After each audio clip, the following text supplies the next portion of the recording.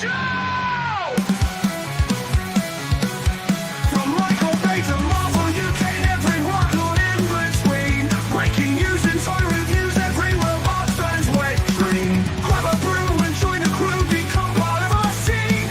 Bring your mom, let's drink her own, make sure you're at least 18. Welcome to the show, third party and let's blow. Friday nights, let's go, Transformers the show. Hi everyone, good evening, welcome to Transformers, the show. Look at us on time, we're on our best behaviour because we have Dave from TFN. Welcome Dave to the show, thanks for coming on tonight. Oh, you're more than welcome. Thank you for the invite. As always, lovely to be here on a Friday night, because what else are we going to do? We're getting really excited about TFN Manchester, which is only 2 weeks away, isn't it? Is it 2 weks? I think it's 2 weeks, it might be 2.5. But Yeah, it's close. yeah. I mean, it's this month. Close enough. That's my favourite time for it to be. So yeah, we're going to have a chat about that. We've also got our top 5 favourite Beast War toys, which Pete is really excited about. And we're going to just a classic discussion. What's your favourite comic series, comic strip or comic story, Transformers based, later on in the show. First of all, before we do anything else, we must start with the news. And over to Andy. Oh, fuck, where's the news gone? There you are. I talk some TV, and now the news. Don't touch that dial. Sorry. Just starting strong, aren't we? Right. There's only like 17 people in the chat. No one's expected us to go live on time. Yeah, no, everybody's like, I've still got 5 minutes. I can nip to the loo, can make a cup of tea, and we'll come back. What the hell? Anyway, right. Let's do some news. I don't know how much of news this is, because we obviously knew it was coming. But like, people are getting their dramatic capture sets. What do we call it again?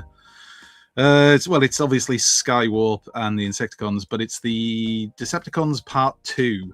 Oh, that's it. I thought it was more exciting than that. Decepticons Part 2. So it's the Earthrise Skywarp mold and the 3 recent Insecticons in a box set with some Greeblies and some Energon cubes and other little bits and pieces that you can see up there. So you get a fair amount in the box, all things considered. And that's the outside of the box, along with some other lovely stuff. It's just one of those things that we've seen it before. If this had came out and like the other things hadn't came out ever before, we'd never set eyes on this, and this suddenly appeared as a box set, we'd be losing our minds, wouldn't we? Because we've seen it before. It's like, oh yeah, nice new colour. Well, especially for Skywarp, I think, because Skywarp was originally in a crappy, hard to get box set. Certainly hard to get over here. So a lot of people missed out on him the first time. And I know people who rushed to pre-order this when it came out, and then like within 2 weeks, I think it was, they showed off the new Studio Series Thundercracker before a bit. Oh, Top level shithousery. it really was. God bless you, Takara. Just to be clear about that, the amount of people I saw slagging off Hasbro. I mean, this is a Takara set. Just again, not Hasbro this time. I'm not saying they don't deserve abuse, but this is Takara. So, aim all anger towards them. There's the Insecticon lads. I don't think there's any changes. Oh, yeah, there is. Bombshell's got a different colour chest, I suppose. He's got the grey chest, hasn't he? More like on the cartoon. Yeah. Over here. Mine's up there, and it's got the purple chest. So, hence why I keep turning around to check. It's the easiest way to do it. Insect modes. We've seen these before. Nom nom nom. Bit of Energon. I do like the Insecticons. I don't necessarily fully know why exactly. I don't know if it's the colours, the fact they had their weird little speech patterns and things, the fact they can clone themselves. I thought their cartoon episodes were entertaining. But I do like the Insecticons. Yeah, I do. I've always liked them. I've liked them since the A6 movie. And I worked at Oxfam on my day off in Canterbury when I was a student, because I thought I was being really good. And they had someone handed in an Insecticon bombshell. And I said to the girl who owned it, "So can I just have this?" And she said, "Yeah, you can." I only done 3 weeks there.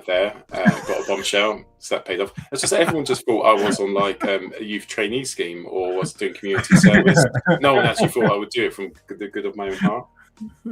I've got a bombshell, so every time. I was going to say, you got a bombshell and you quit. So, yeah. Well, laters. It paid off. Thanks. There's the team. And there he is next to the Studio Series Skywarp version. Oh, look, the Studio Series one looks The excellent. night and isn't it? day. Yeah, the Mm. night and day.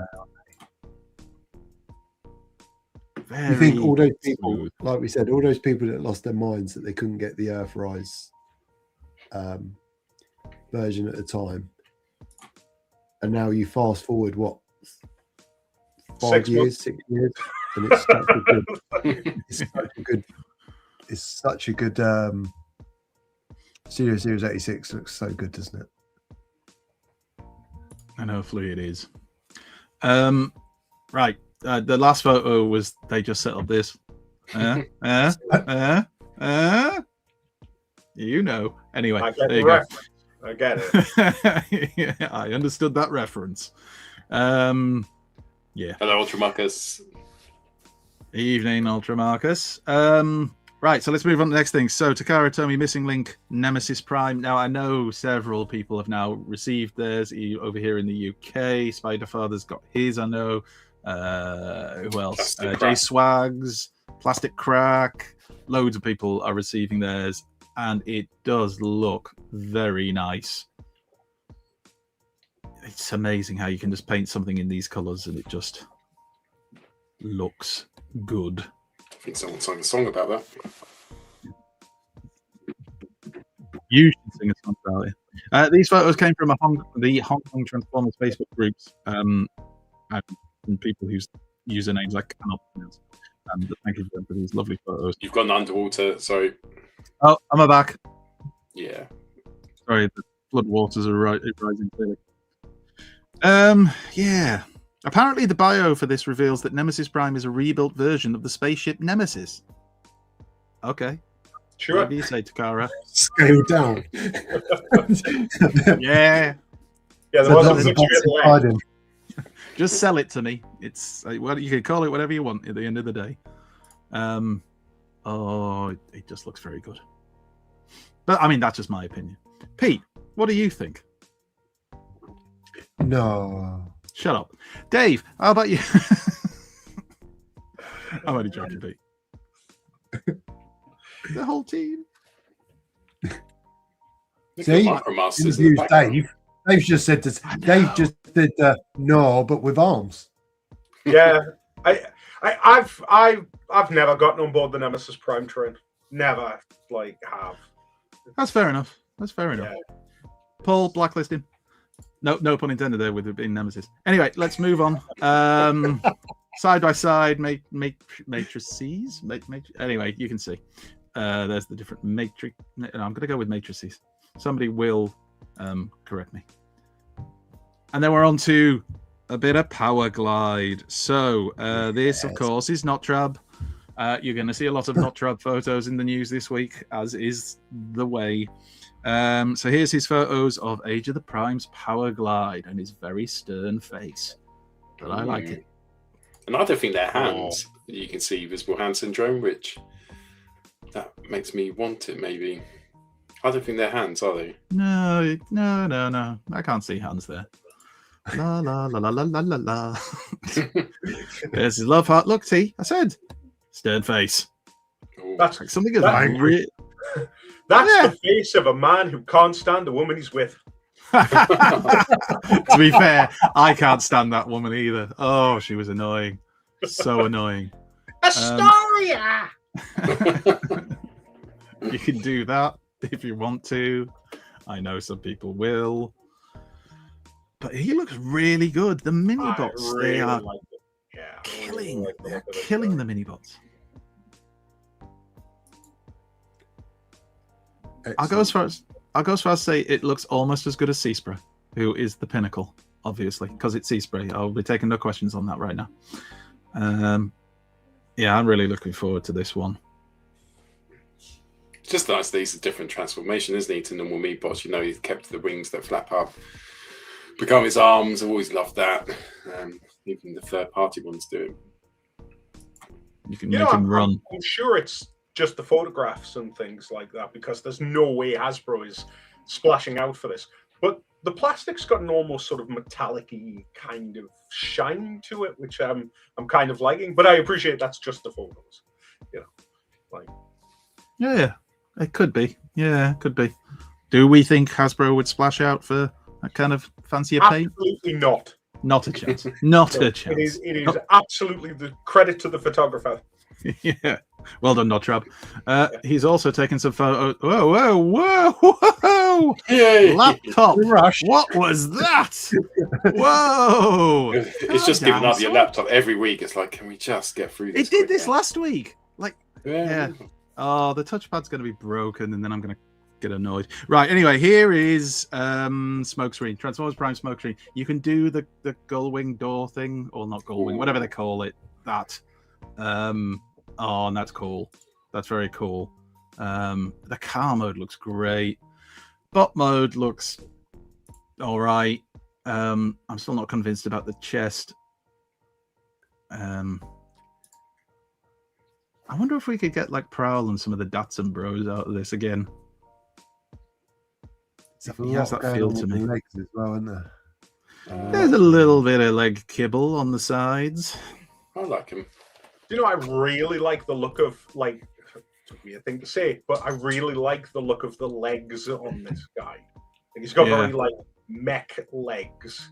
And then it's just totally let down by that chest piece, which is far too high. Yeah. It does look strangely high. I like this figure, and I will get it because it's smokescreen from Transformers Prime, you know, Transformers Prime. But it does something about it just slightly off. So maybe it's just the chest piece. Could we see a new drift out of this mold? Oh, you could. You know, Definitely. it's been a long time since we've had a new drift toy. It's what all the forums are calling for. Every week I see it. Give me more drift Where's toys. Where's drift? Everybody will be asking, where's drift? Right, I think that's all. Oh, no, I forgot. Yeah, you can take his blasters, his hand blasters, and use them as exhaust pipes that are obviously ridiculously large, like on a boy racer car. But the car mode, that might have to be one that's displayed in car mode. Damn. Anyway, Hound, which is the same Hound we've had previously. From what we understand, there are no differences. I don't know if it's just the photography that's making the two greens look different. If you look where the windshield is, It's like a sun streaker. and then again here at the back, it might just be the photography that does sometimes happen. But it's Hound, not bad. Who's got Hound already? Yeah. Dave has. Do you notice any differences, Dave? No, and I don't recall there being 2 seconds. Let's just have a look. Oh, Hound for the I've hound, reported. hound for the reload. uh, Think of. Is that No, what you've I mean- got? the plastic, the plastic. I think it is definitely the photography more than anything. Right. I think it's just one of those weird cases with the lighting. The color plastic seems to match up pretty nicely. I love it. It's a really good Hound toy, and it's nice that you don't have to spend £100 like some mugs did. Oh, did you? Oh, have you started a poll? Not a poll. Have you started some kind of Protest. petition online to get people to tell Hasbro not to release this because of the price you paid? Isn't that the way we do this for figures? No, because I'm not a fool. And I want people to have nice things. Oh, aren't you lovely? If I Besides played it, which- I'd be starting the petition. Yeah. Aren't you? But now that I you couldn't mention be money's it, gone. And the money's gone. I've got the detritus. That's the same mold, isn't it? Detritus, the same as this. Yeah. It'll be nice to have the proper version as Hound. Because for all my mild mocking of it, I have pre-ordered one because I don't own this Hound yet. it's the best Hound. There you go. I shall look forward to it. And here is another Transformers Prime related character because it's Cliff Jumper. And there's his car mode. We've already had this toy. This one, some people thought the head sculpt looked different, but I'm not convinced it is. I think it's literally the same toy re-released, just like Hound. So,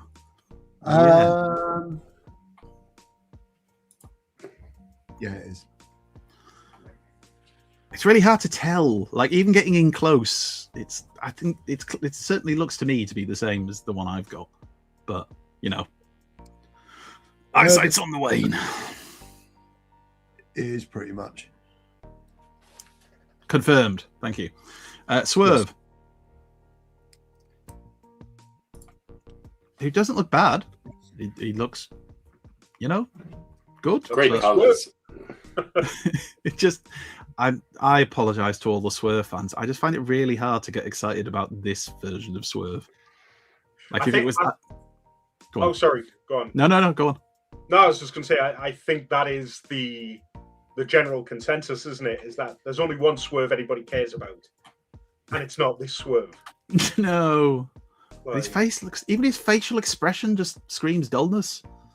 Do you think it's just because we've got to the point now where their engineering's pretty good, so it looks like Swerve, it looks like the character. So now it's just like, oh yeah, that's what he looks like, and it's a toy.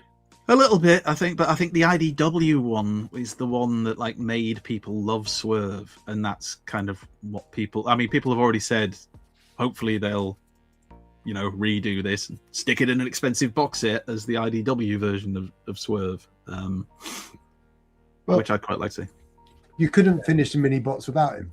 Though, could No, well, that's the thing, isn't it? No. And it is more toyish, I guess. you? and you're going to get repaints out of them, you know, Yeah. which you're not going to well, I mean, you will do with IDW Swerve because you can just repaint. Well, he's already kind of a repaint and a retold, isn't it? Because he's based off Well, a Gears mold. Yeah, so exactly. That's it. So, you know, cost saving and all that jazz. Hasbro making. I mean, I just want to say that's how I pose all my bots. I think that is the way to pose So them. that's the space. Just is he jumping backwards? Is he going forward? Is he just falling, or is he? I don't know. Vehicle mode, gun storage on the side. Oh, and what did the M stand for again? It was the line that was going to be part of originally the toys, wasn't it? Oh, what did the M stand for? Micro Man. Oh, Mr. It's something like Mr. Ons. It's something in that ballpark. Micro Yeah. Man. I don't think it was. Mysterians. There we go. You can have a point for that, P, because you were close enough. I mean, not. It doesn't go towards the quiz. Is You that the just quiz? Oh, No, yeah, that's the whole quiz I could be asked this week. So, that's it. Well, thanks for playing. Yay! yes. Ratchet. All these photos about Notrub, if the fact his name's in the bottom corner didn't tell you this, he's had a lot of new bots. And there's more to come, I'll tell you now. But he does make these toys, generally speaking, look very good. Animated Ratchet. Quite excited about this. Is this a did they use the red alert, the Armada red alert mold on this? No, it's Trailbreaker, I Yeah. believe. Yeah, You know, the Earth. Was it Earthrise? Oh, he looks Yeah, better than that's right, Trailbreaker. Trailbreaker. Yeah. He looks Oh, better than Trailbreaker. I made myself feel sad. For reasons I won't say on air because don't want any spoilers, do we? This looks good. Yeah. I know it's not exactly the same as the original one, but I don't know. I quite like this version, like this, what do we call it? Generationed up version of animated Ratchet. I just think it looks good. And Trailbreaker's good, isn't he? Yeah, but he's just Yeah. not. The It's just- Trailbreaker mold's spot on. Like, and it's a good reuse. It looks fine. My only problem with the animated stuff is it's still not as good as the original animated stuff. So why not just give us new animated stuff? This is the problem, though, isn't it? Because the animated toys were excellent. Yeah. They were genuinely excellent. I know people look back now and I've seen people say, yeah, but the joints go really loose and all this kind of stuff. Well, that can happen with any figures, to be fair. But like the look of them in terms of what you saw on the screen to what you got as a toy was so close. And they Yeah. were just really good. You know, you had scaling problems perhaps with the line. Look, Way. should have been much bigger than he was, whatever. Like, but they're still fun. Yeah. That's laziness, man. That, Look at it. that is bad. What's that? What's wrong? What's up, Paul? Underneath. Look, that is Underneath still, oh, Just don't Might look, stop display it there, like please. that. Look, now you can't see it. You can't see Oh. it now, Paul. done. You can't see it. So it's all fine. Everything's fine. Oh, Keep it's He's quick. smiling. something on the floor, man. He's just picking it up. Anyway, we'll go on to the next part. And again, Notjob again got hold of the Spotlight Optimus Prime 3 pack. Where else you get everything? He Like must be everything. getting it from Takara Hasbro. Oh, it's just because of where he lives, and he's in lucky to be in one of those places where all these things, like, we see them, and then within a week they're for sale in Malaysia or Philippines. wherever the hell it is, where they just appear, and we see people posting, say, "Oh yeah, I found this in my local supermarket a week after it was revealed." And here you go. So, what do we call them? Is that just the grey model, first Yeah. prototype, final finished version, all based off the Devastation Transformers Devastation Optimus Prime mold that we have had before? And this is what you get if you buy them. That's a lot of cell shading on that Prime. I don't know. I think if you're interested in the process, I guess people would be up for it. It's just not the bots I would have chosen, or bot I would have chosen for this process. But you know, They'd I have guess probably sold more if they'd have done a Devastation set, and you could have bought all the playable Autobots in one set or something like that. Mm. Yeah, I think this is, well, I don't know what you lads think, but to me, this feels like shall we try this and see if there's interest? Because then we could do the same thing for Bumblebee. We could do the same thing for Megatron. Because it's literally, you only have to use one mold, stick 3 of them, basically, slightly different, well, very differently repainted in a box. Surely that's cheaper for Hasbro, hence why they might look to do something like this. But maybe that's the cynical side of me. Let's see what they'll buy. Like I've got a really cynical take on this, which is that the only way that they were able to justify costing out the amount of deco on the cell-shaded version of Optimus Prime was to sell you a completely grey Optimus Prime with no stickers, a middle one that's got barely any colour, and sell you 3 of them to charge you 3 times the price. Makes sense. Like, and even then, the cell shading kind of looks dreadful. But 'Cause come on, as you look, say- Dave. Look, they put TF 1984 on that little. See, Has instead it? of just a random number. Even though this is a toy that was created in Japan several years earlier, so you wouldn't have had 1984 stuck on it. Well, It no, was 1984. I think it's more a reference to the fact that that's when, you know, the Transformers started in the West. But So when the world became go on, cynical. Dave, get into them. Oh, grey model. And then that there's a is- group shot. If that had been white and it had been like the was it Return of Optimus Prime like 1? Oh, yeah. Okay. Now we're talking. If you pre-ordered this, good for you. Let us know in the comments or the live chat how much it costs you, how much you're paying for the same thing 3 times. I'm sure it is worth every penny. And if it is to you, then that's all that matters. There's not a lot of love for it in the live chat. Quite a few people said they've got it or got it on order, but I think most people are saying it's pants. It's the ones who say, I've got it on pre-order, but it looks awful. That's what always makes me like, why have you pre-ordered it? This looks shit. Pre-ordered. FOMO. Anyway, here is Knick Knack Prime. I've been asked by our legal team not to call it Twiglet Prime because it apparently resembles more of a knick-knack. So this is the battle damaged from the famous battle in The Transformers, the movie, Prime. And here he is getting some help from Hot Rod again. That'll set some people off in the chat. Yeah. Mid-battle on a That's cool. mahogany table, as they were famously in the film. Fight. Feral roll. When he should have just pulled the trigger like any sensible person would have done, or bot in this case. And not quite sure what's happening there. Just gonna get shot in the back. They're behind you, Prime.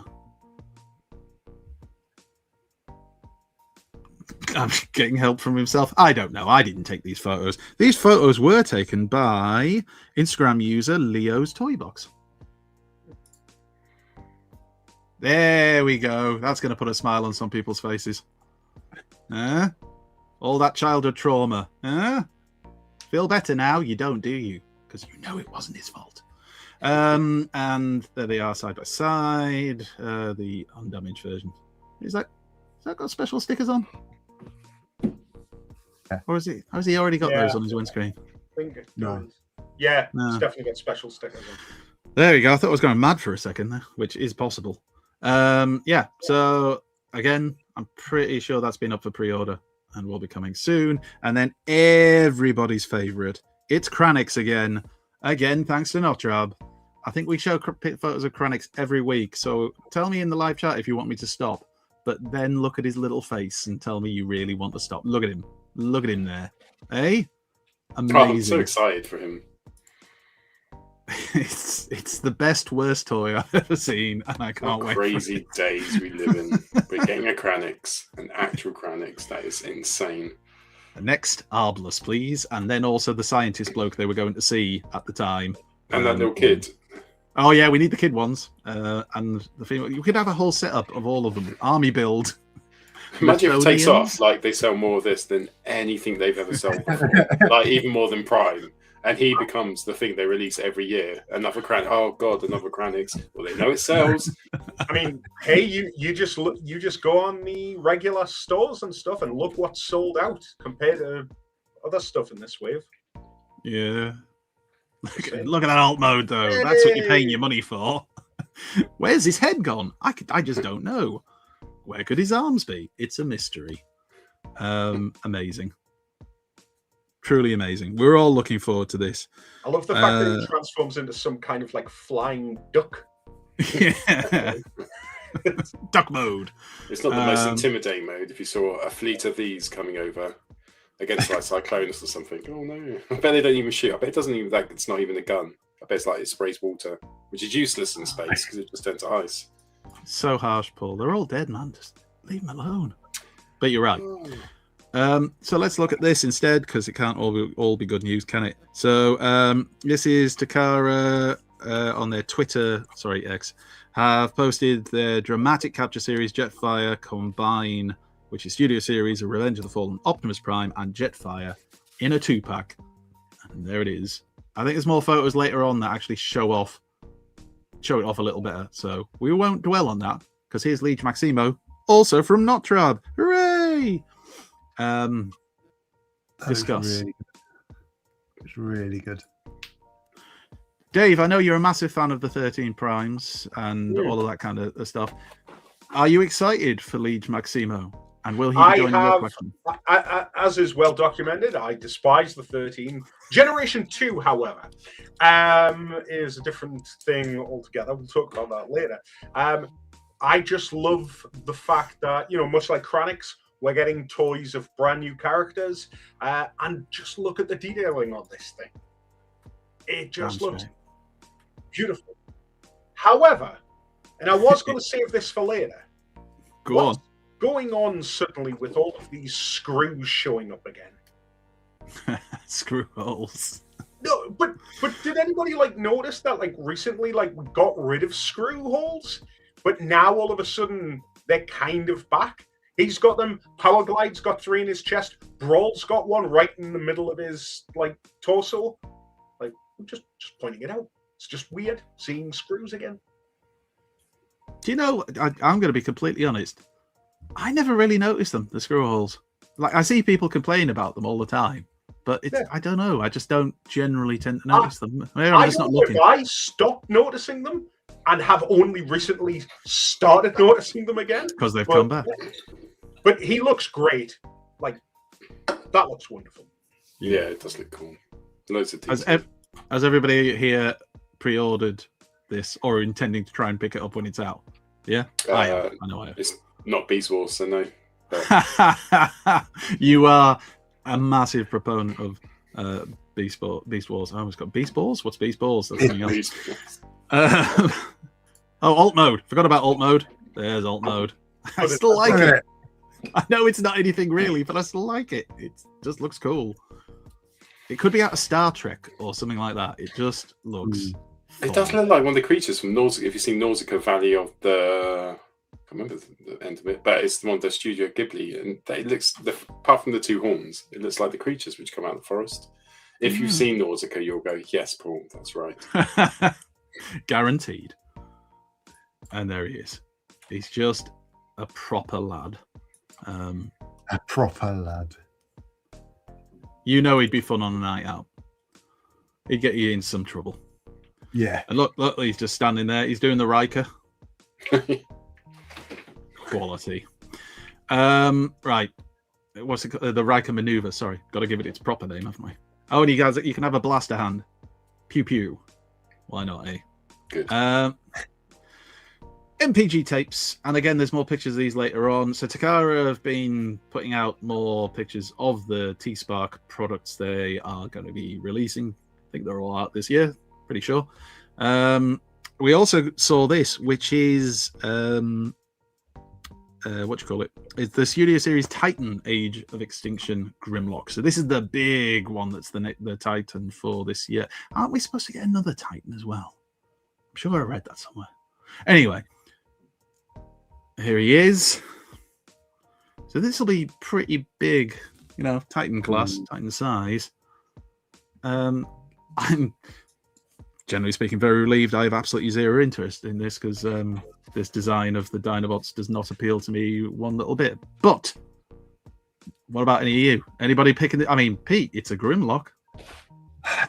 Yeah, but I think I'm like you. It's not my Dinobots. Do you know? And it's going to be big and it's going to be expensive. Yeah, it is big.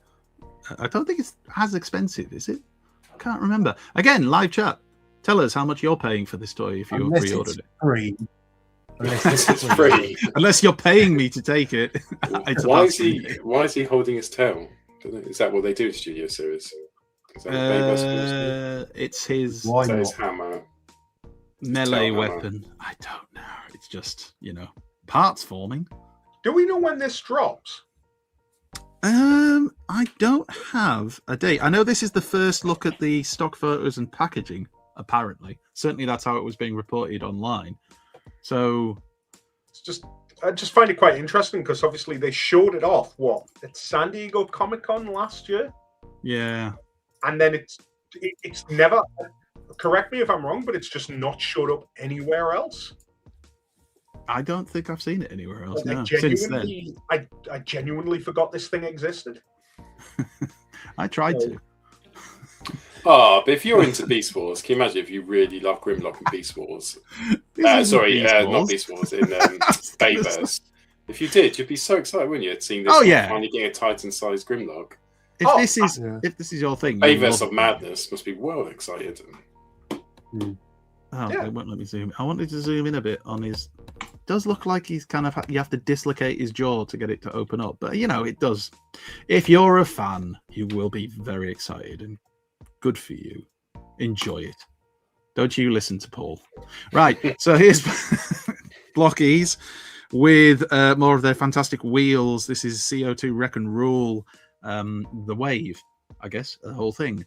And this has some very exciting characters in there. So shall we take a closer look at some of them? Anything there that anybody would like to get excited for? Springer, Overlord. Yeah. Damn straight. Someone glass sideswipe as well.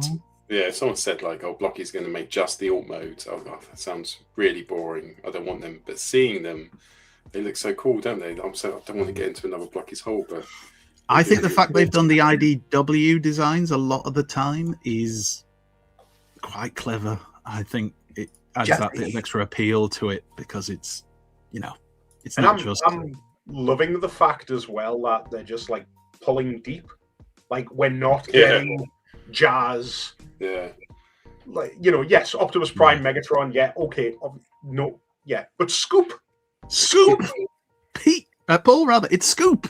I know, actual Scoop again. Is that the fourth time now we've had him? It's brilliant. More Scoops, please. World. 2 scoops. There's Cosmos as well, and now from now on, a starter's flag is a thing for him for the rest of eternity. So Yeah. I can tell Pete's chuffed. Oh shit! And the 2 parts of Overlord can combine, which is That's very cool. That is very cool. oh yes, they look very good. Also, look at those colours. I know. Oh, so many core memories activated there. Form B is definitely the best looking one. Again, I should be taking no questions on that matter right now, but they just all look really good. I mean, look at that. God damn. And Hasbro, if you're watching, and we know you always do, give us another Overlord toy, but like a leader class one or something, something big and meaty and that looks like this, but transformed, obviously. Anyway, yeah. So Blocky's smashing it out of the park again with those. And then we're just hopping back to those Takara reveals that were put up, not reveals, just the fact that you can actually buy them and pre-order them now. So there's the Tape Lads, Rumble, and Frenzy. But which is which? I don't care. I don't care. Argue amongst yourselves. I don't care. But Rumble is blue. There's Ravage, which I've seen a lot of people saying how good the Ravage looks. People who aren't necessarily Masterpiece collectors, but want the Ravage because it just looks like a really good version of him to have with your mainline toys. Ratbat also looks very good. And the Ratbat looks really good. Yeah. God damn. I won't lie. I probably would have picked these guys up to go alongside my Studio Series Soundwave because of how good they look. If I had bought the Blocky Soundwave and just got They are good, aren't they? They scale perfectly with Studio Series 86. So, well, you can buy this instead. So there again is the Dramatic Capture series, Revenge of the Fallen, Jetfire and Optimus Prime in their combined mode when it just got weird, didn't it? It's the fact that Jetfire, well, I Ripped suppose his he body was dead by the time they ripped him to pieces and stuck him on Prime, but yeah. was he? Yeah, he ripped his spark out, didn't He committed Harry Carey. Yeah, took his own life, and then they ripped his corpse apart within seconds and stuck it to Prime. I mean, well done, Jolt. He did amazing, like knowing where all the pieces should go. Worked perfectly. Fantastic. But then if you remember, after the battle and everything, when he's walking back, and I think there's a pyramid behind him, and he just kind of shrugs it all off. Yeah, thanks, Jetfire. Let me just drop the bits of your corpse now. Just quickly there, Bumble Jump has asked, will the tips fit in 86 Soundwave? I can't tell you about the Masterpiece ones, but I can tell you that the Blocky's Soundwave tape does fit perfectly in 86. There you go. There you go. There you go. Go buy the Blockies one. Yeah. And buy the rest. Buy them all, because that's what we do. There's their version of Hound, which is the same as our version of Hound. That is coming. There's Hot Rod with a rod. We know that's coming. Stupid pose. but people are going to do it. The moment they get it, we're going to be flooded with people like, look, is there They're going to do it once. They're going to do it, and then it's going to go in the drawer in the accessory tub. It's Optimus Prime with a Megatron arm and cannon all over again. We're going to see hundreds of them. Get used to it. Prepare yourselves. Well, I saw it when I was a kid. I thought, that's not a gun. Why's he got a fishing rod? Like, your Transformer have a gun. I never thought they'd make an actual toy with a fishing rod. I mean, he does come with weapons. It's not the only thing he's got, just to be clear. Just the fish. Why are you using a rod? Yeah. You don't even eat fish. Trying to catch a Sharkticon or a Seacon. You don't have the facility to process fish like a human. I still think when he said basically killing fish. I still think when he said to Daniel, that's a whopper. Catch and release. Catch and release. Oh yeah, this is the. Oh yeah, we looked at this. This is the Megatron and Bumblebee that turn into. Well, I mean, the Megatron Warthog kind of looks cool. Yeah, it does. The Bumblebee, not so much. And they're doing these as 2-packs, but they're not actual 2-packs because apparently they'll still come in their individual packaging, but they're selling them as 2-packs in Japan. So you've got this one with Bumblebee and Gears. This one with Brawn and Sea Spray. All the same as what we have gotten over here, just before anybody asks. And this one, which will have Outback and Wheelie. Yeah. So I suppose, is that good? Selling them as a 2-pack? But it's not really a 2-pack. I guess you get them together. Well, I suppose if you're saving money and you want the whole set. I don't know if you save any money. You get them both at the same time. And then this is that Revenge of the Fallen Optimus Prime. And there's Jetfire. Primus Rest His Soul. It's scarily close to the X-Men jet, doesn't it? The Transformed. I mean, it is a Blackbird, so yeah, that would make sense. And then you can combine them. Look at that, eh? Peak. Absolute peak. Wear your friend's corpse to power up. You know what? Maybe it's the grey in my hair and stuff like that, but I look at that combined mode and I think that's just going to be far too much effort. Like, That's why I killed himself. It's not that I don't appreciate the engineering, it's just that I don't have time for it. It won't even stand up. There. Just half a ton of blue tack. Ultimate Parts Former. Anyway, there you go. You get those bits. No. There's the alt modes. And there's some of the other greeblies you get with it. And then here's that Megatron. It's like a boar, whatever we call it. Hello. It's all right. I quite like you repaint this and give it another head and call it Snarler. I'd probably buy the damn thing.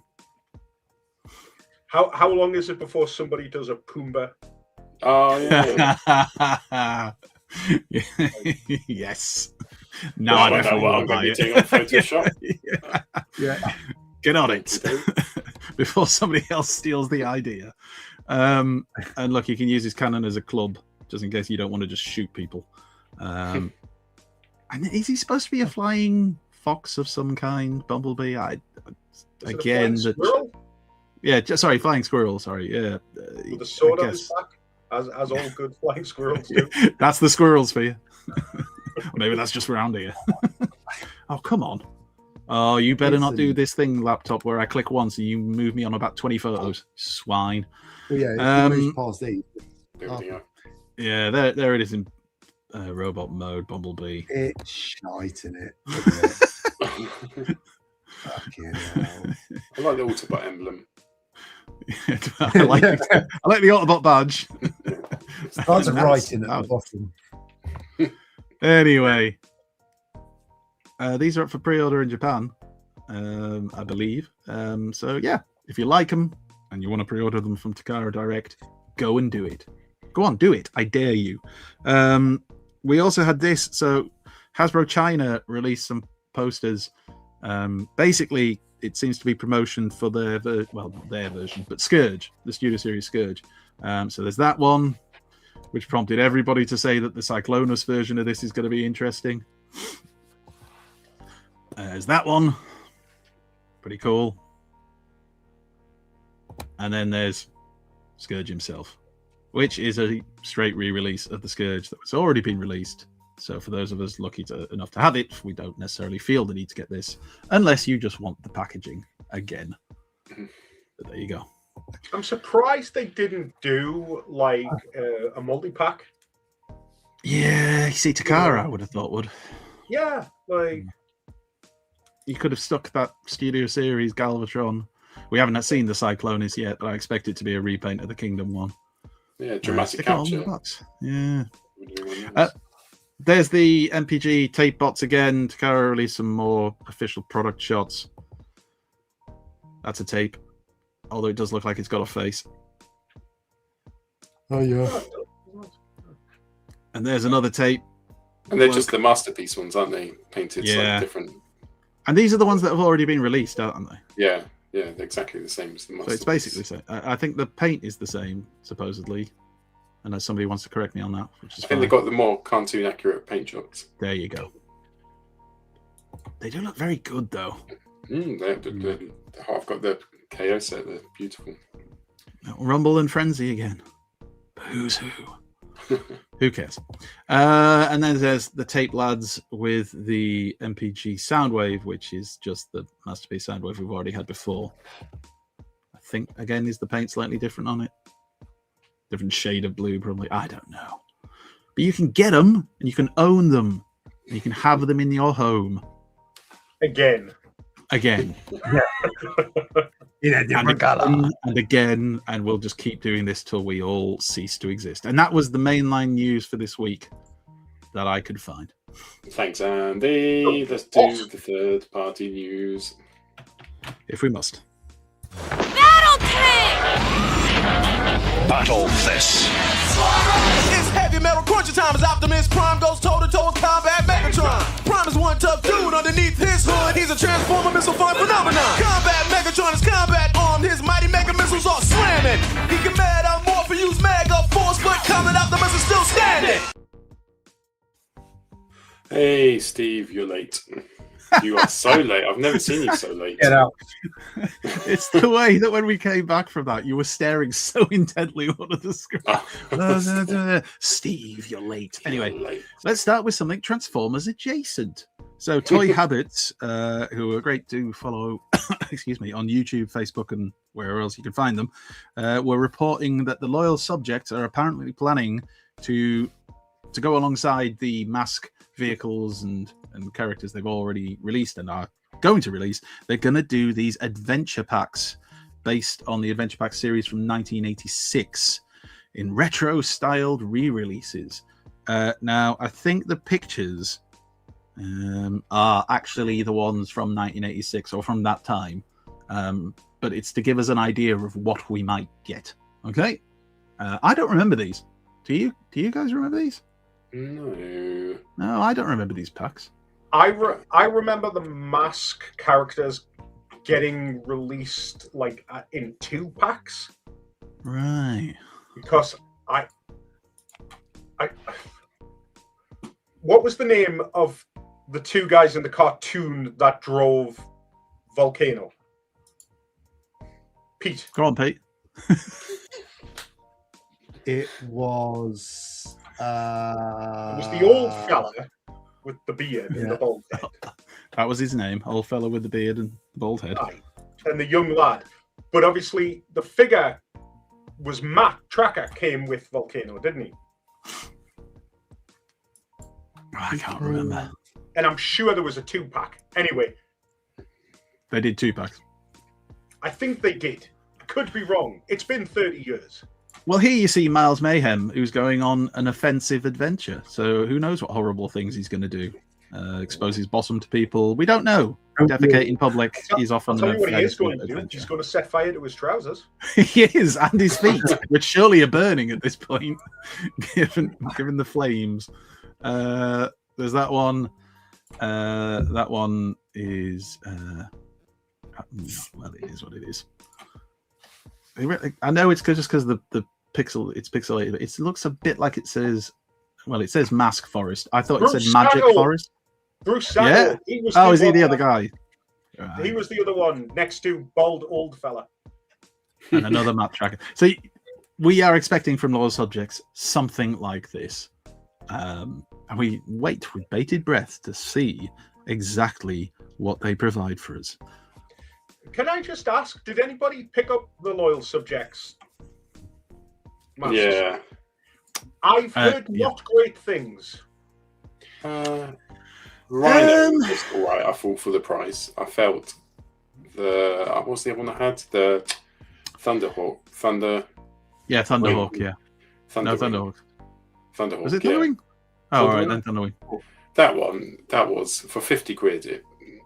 I was really unimpressed. It was so plasticky and flimsy. But I thought the Rhino was all right.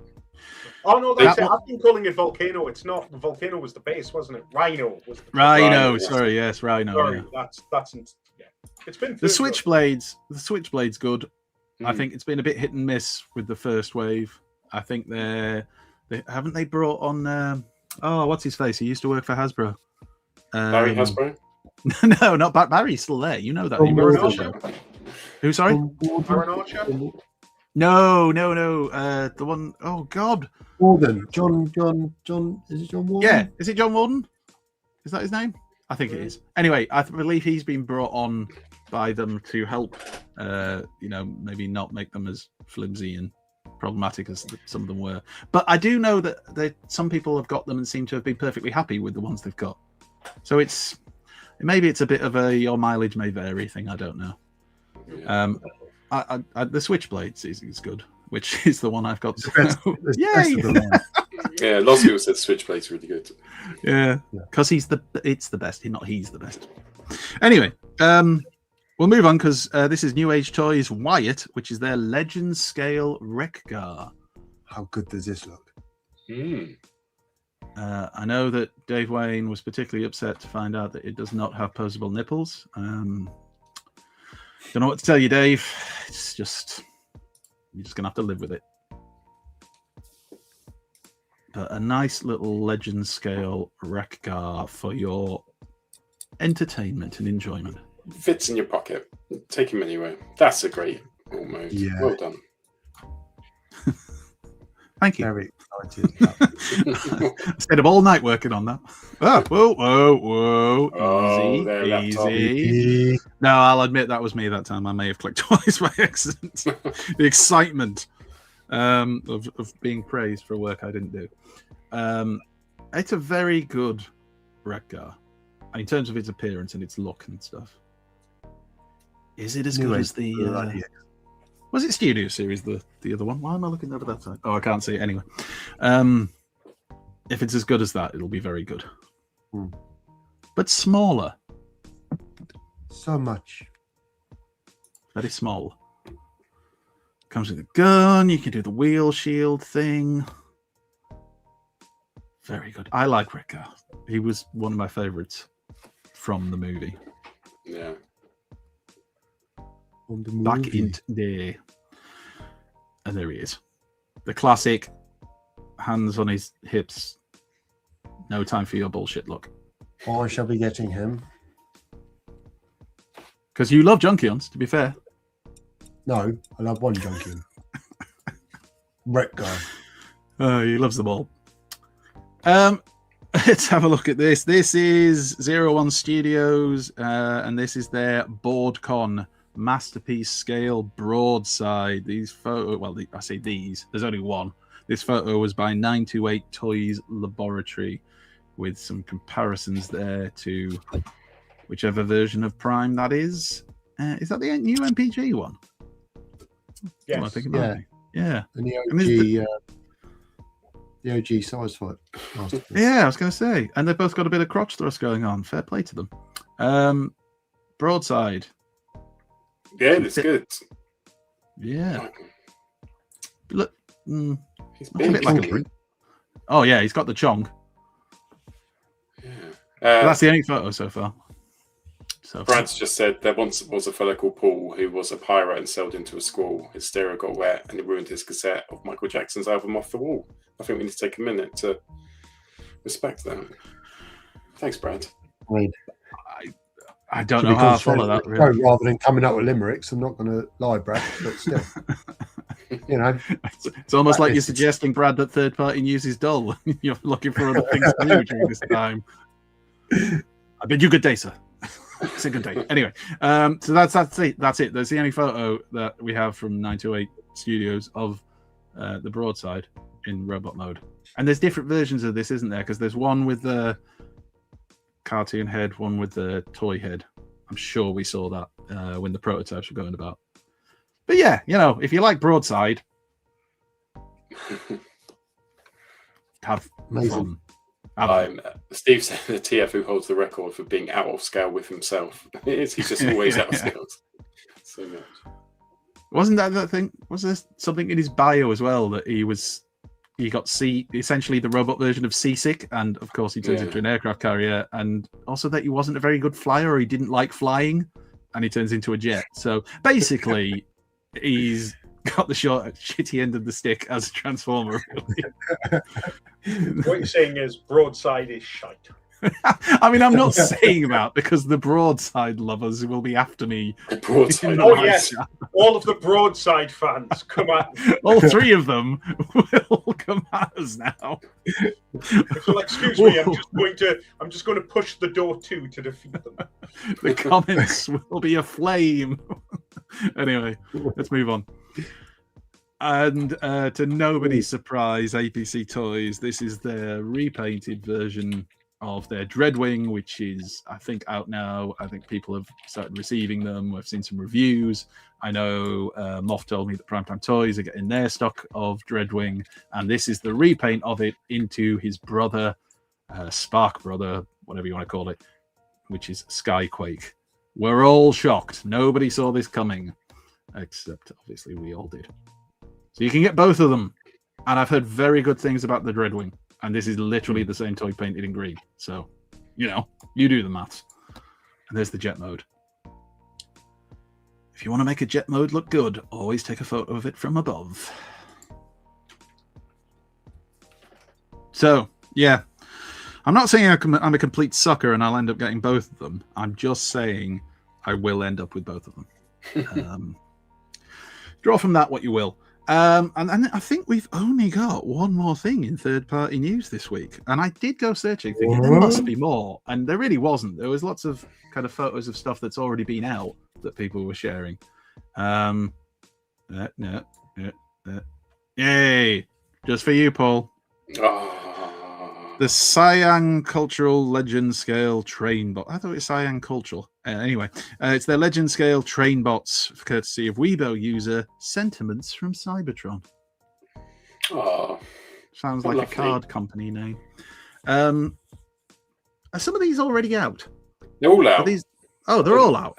I don't know whether. I think he's just put them into really nice poses and. All right. Well, it's only because when I looked in the comments for this, like people were talking about looking forward to getting them, so I assumed they weren't out yet. That's why they're in the news. All the ones. They were delayed. Yukikaze, obviously I know all their names and can pronounce them perfectly in Japanese. Suken. Maybe. Pick your favourites, by the way. If you're in the live chat, which is your favourite of these train bots? I mean, everyone's got them. Everyone's commenting on that post, just saying how lovely they are and like how they're better than the Masterpiece. They're better than the Moon Studios, despite their tiny little size. I like that one, and I don't really know why exactly. It's a bit like an Optimus Prime head.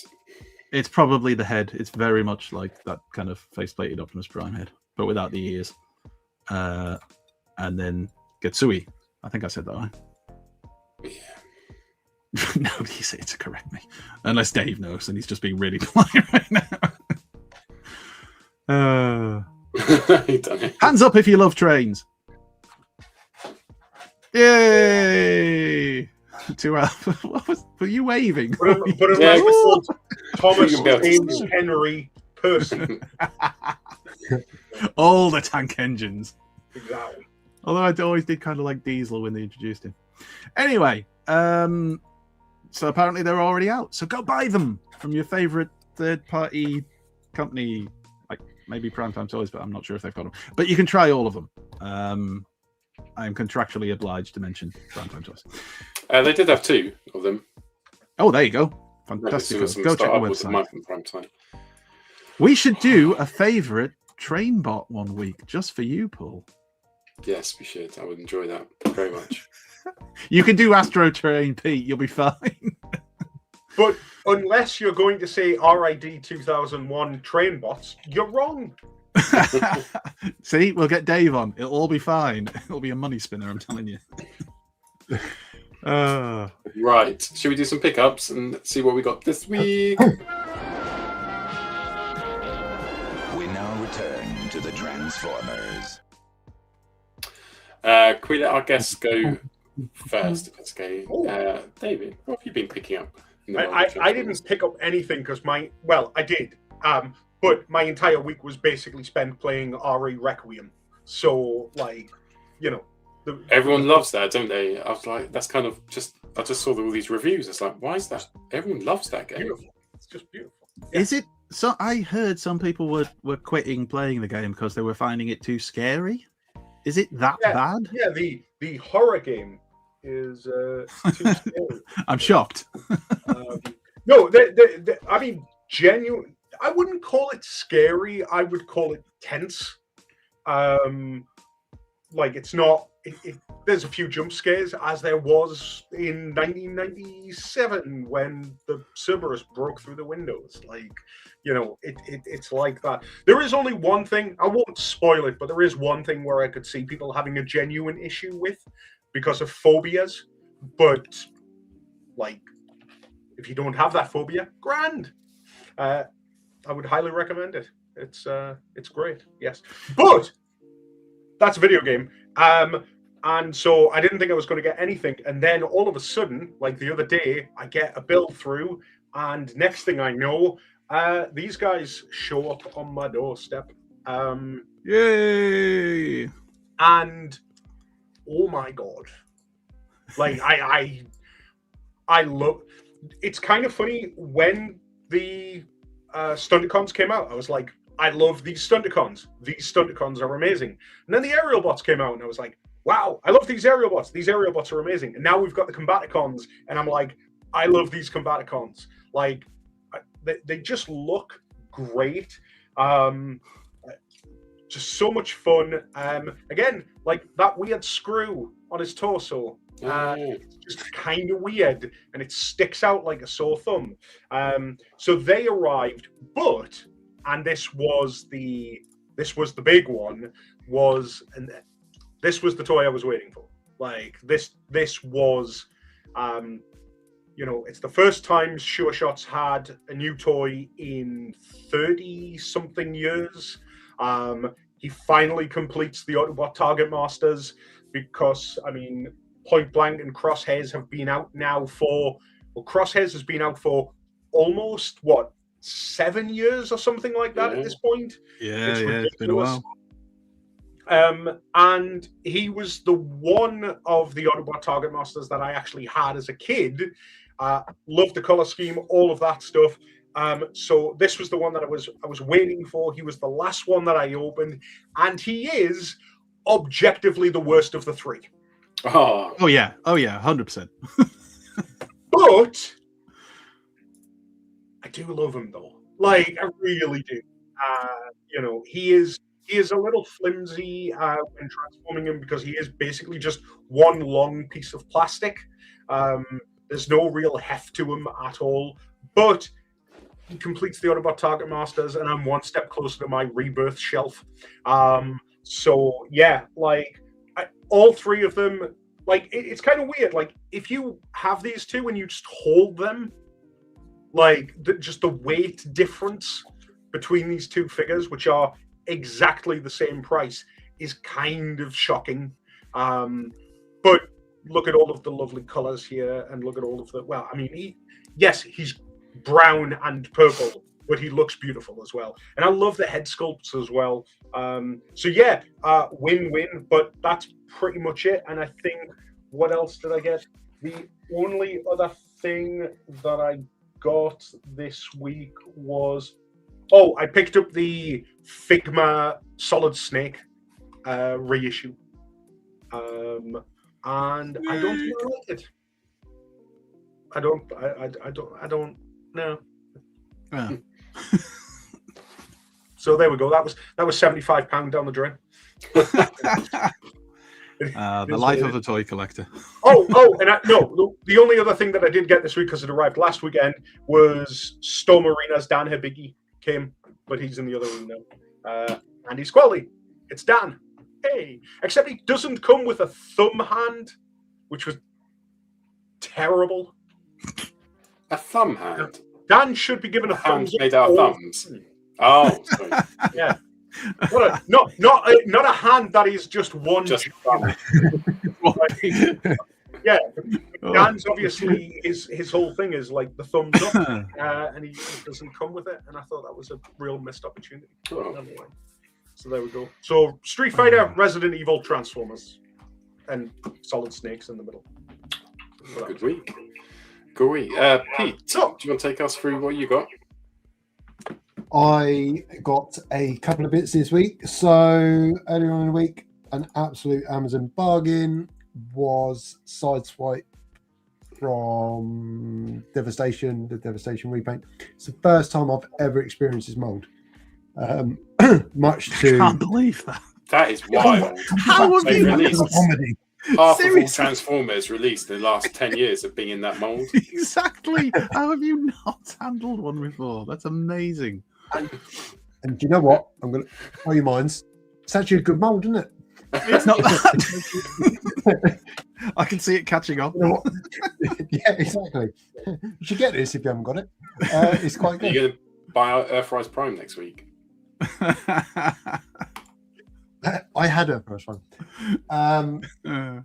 What turned up today was Studio Series Alpha Tryon and I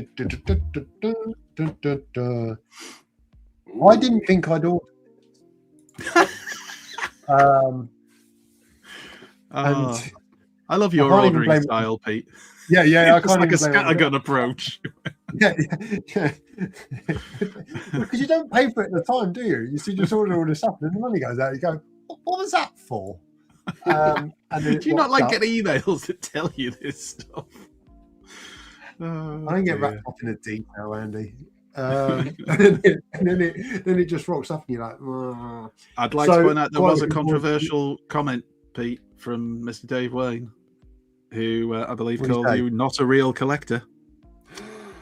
Oh, I think I'm not if sure I why had- I'm not sure what that was in relation to, if he's just having a go. But a little bit Starting. hostile. the next time you see him, fight.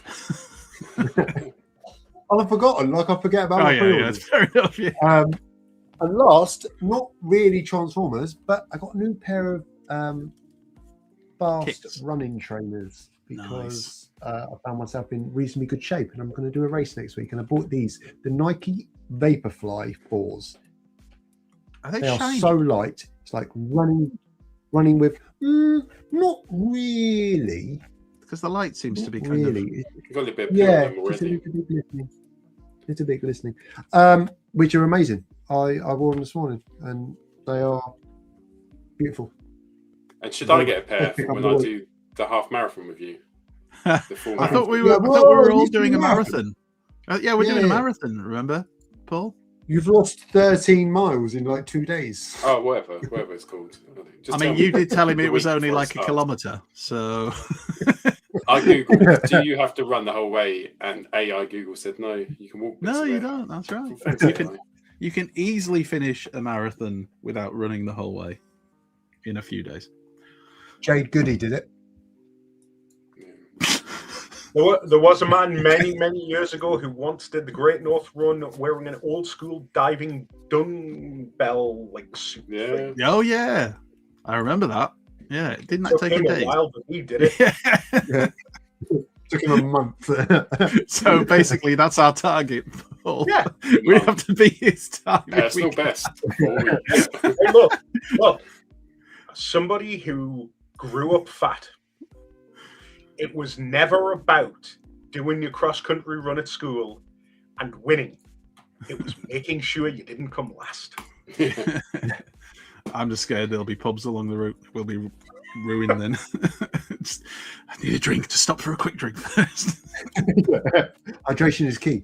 Exactly, hydration is here. here. Straight past all the people with the waters into the pub, out with a pint, trying to drink it without spilling. Anyway, Cool. Andy, what did you get this week? sorry, yeah. Just a couple of things. The lovely Amalgamus, spotted and bought in Smiths by my lovely wife. Thank you very much to her. The head is very shockwave. I haven't obviously got it out yet, or the bot, but it's. I'm interested. I've seen like people saying that they've messed around with it and they still think there's loads of different transformations you can do with it and things you can create. I like the look of him. He's a weird hunchbacky kind of dude in his standard mode, and that's probably how he'll end up. And then the other thing I got was kind of a replacement And I do want to shout out Moff because he was going to help me out with this. He had one left in stock at Primetime Toys, and he said, "Oh, I'll take it off the website. You can have it at Manchester." And then somebody in one of the groups was selling it for like 30 quid, which is a ridiculous price for this. And what I didn't realize when I bought it was that it was sealed, and it's a replacement I needed, which was the Legacy Dreadwing. Oh, nice.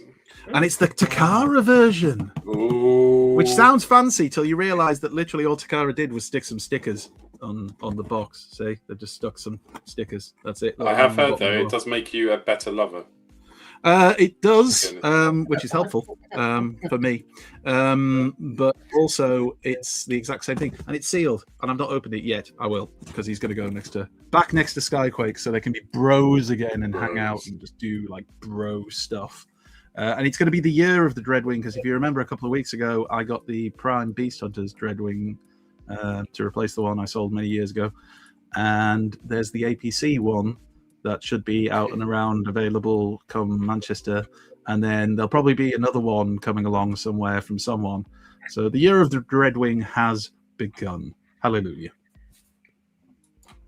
Awesome sauce. Good pickups. What did I get? Sorry, I just saw Skywarp's call. He called you Takara wanker. He did. Oh, I tell you.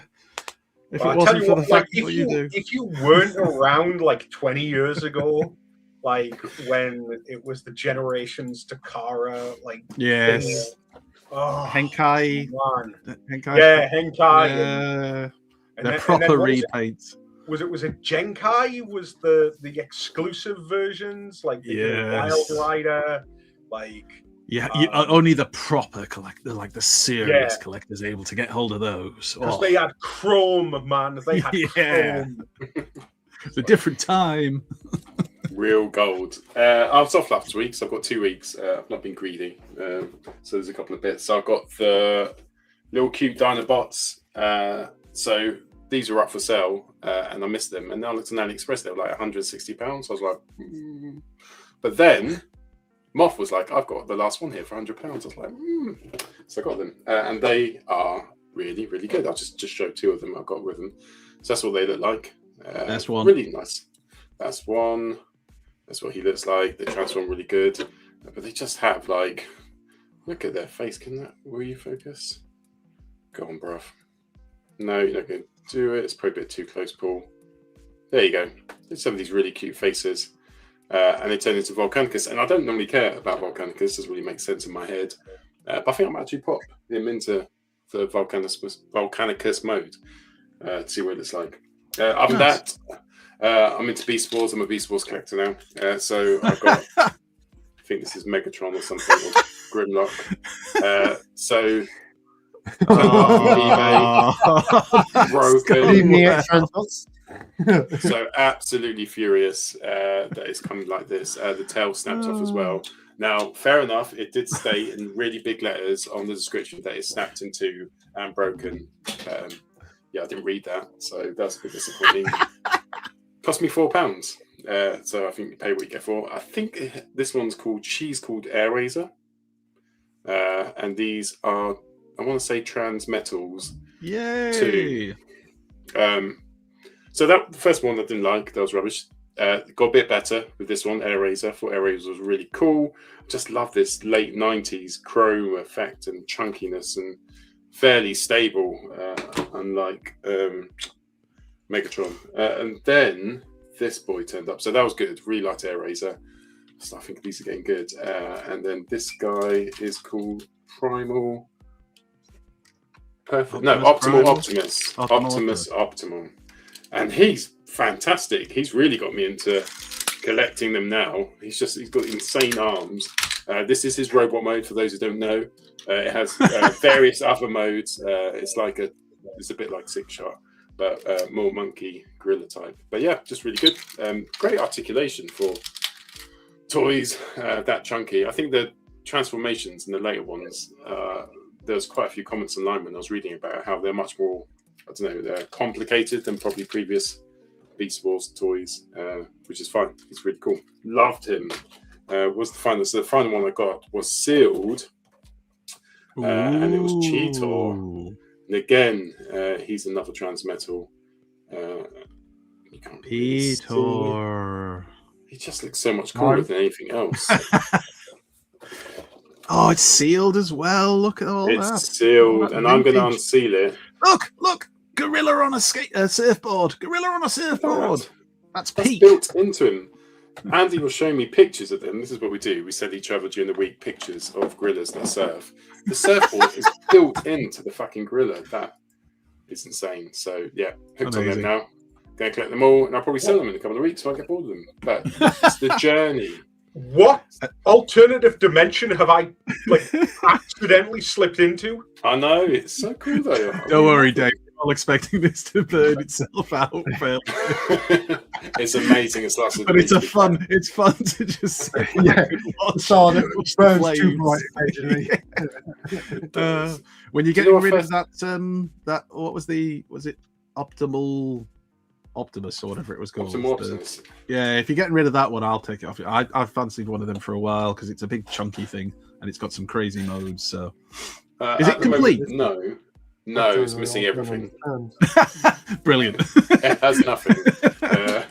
You can get. I might get the trans. There's a third party one, but it's not going to be as big. I've got a Legends one up there as well, which I bought last week, but he's rubbish. It's nothing compared to him. No, I'm used to the chunk now. So yeah, it's a lovely journey that I'm going on. They're not too expensive. Hey, you've got to give it a go. Where do you buy them from? One of us needs to remain true to our beliefs. Open your I'm not selling mind, Pete. eBay. They're all on eBay. And the sealed one, like, I'm not one of those guys who collect sealed, really, but it's the same price as the open one, so. It's almost like nobody wants them. It is a little bit like that. Sorry. I could open it. It's I'm rubbish. joking. I'm sure it's very good. Is that version of Cheetah already good? Do you know, Dave? I know you are much more of a Beast Wars aficionado than perhaps we are. He is much better than the base Cheeto, yes. Right, there you go. He's So a he'll good- be a good one. Break Triple him out of changer his as well. plastic prison. cheetah that has wings and rocket packs. Yeah, it's a triple changer, like how, what's his face? Not Road Rage. Who turns into Road Rage? Who's the Road Rage mold based on? What, Tracks? What's his name? Tracks, yeah. You know how he's a triple changer. These are triple changers as well. Like, he literally just gets little wings which come out for his third mode. Three It's modes, like- it says. It's like Hasbro went to some kids and said, Oh! design a Transformer for me. It'll have wings and it'll have a jetpack. And it'll These be are all the ones designed by kids. Like Rhinox has tracks instead of legs for his back wheels. Just his back wheels, though. Can I just point out that what you asked there, Paul, was he's a triple changer like that guy. What's his name? Roderick. You know, like the one that's You knew Tracks. Road Rage, yeah. You mean Tracks? Yeah. The triple but- changer. That's Yeah. because Paul is so... His knowledge is so deep, Dave. It's so deep. He was like- He's right he was down like, there. He Tracks can't is a remember the perfect obvious example, things. but I need to prove that I'm smarter because I won a quiz once. That's how you Most win. people That's how go you for win the Tracks. Matrix test. Whenever I think of him, see, That was the Transformers equivalent of the Homer Simpson joke of "Officer, give me the number for 911."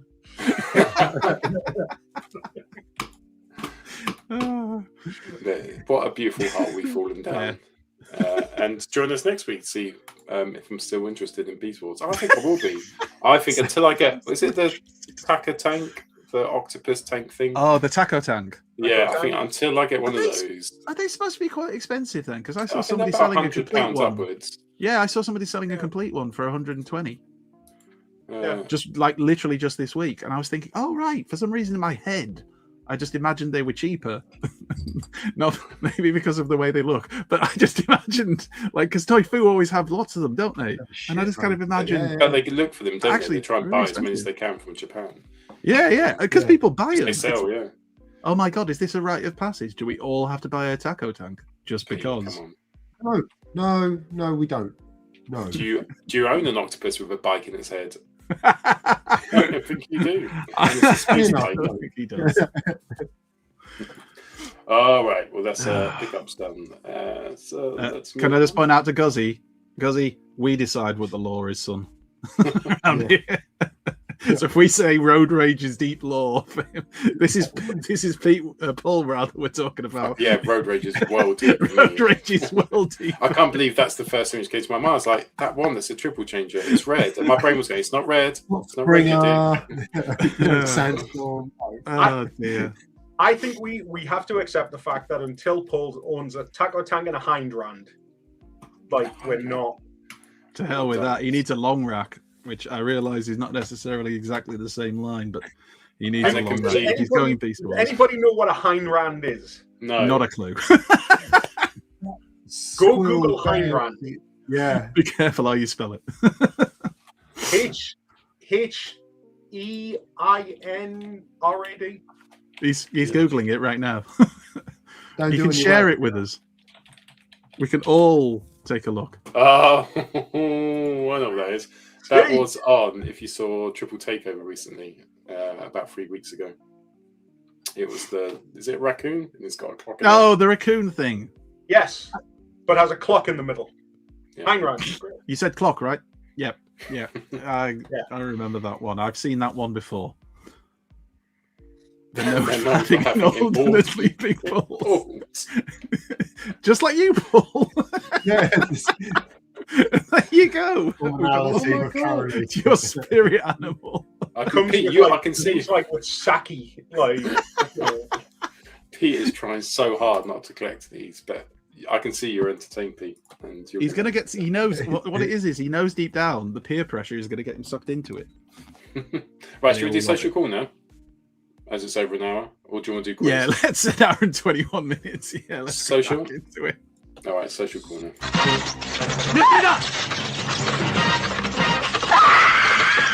平気だよ、窓が閉まってるから。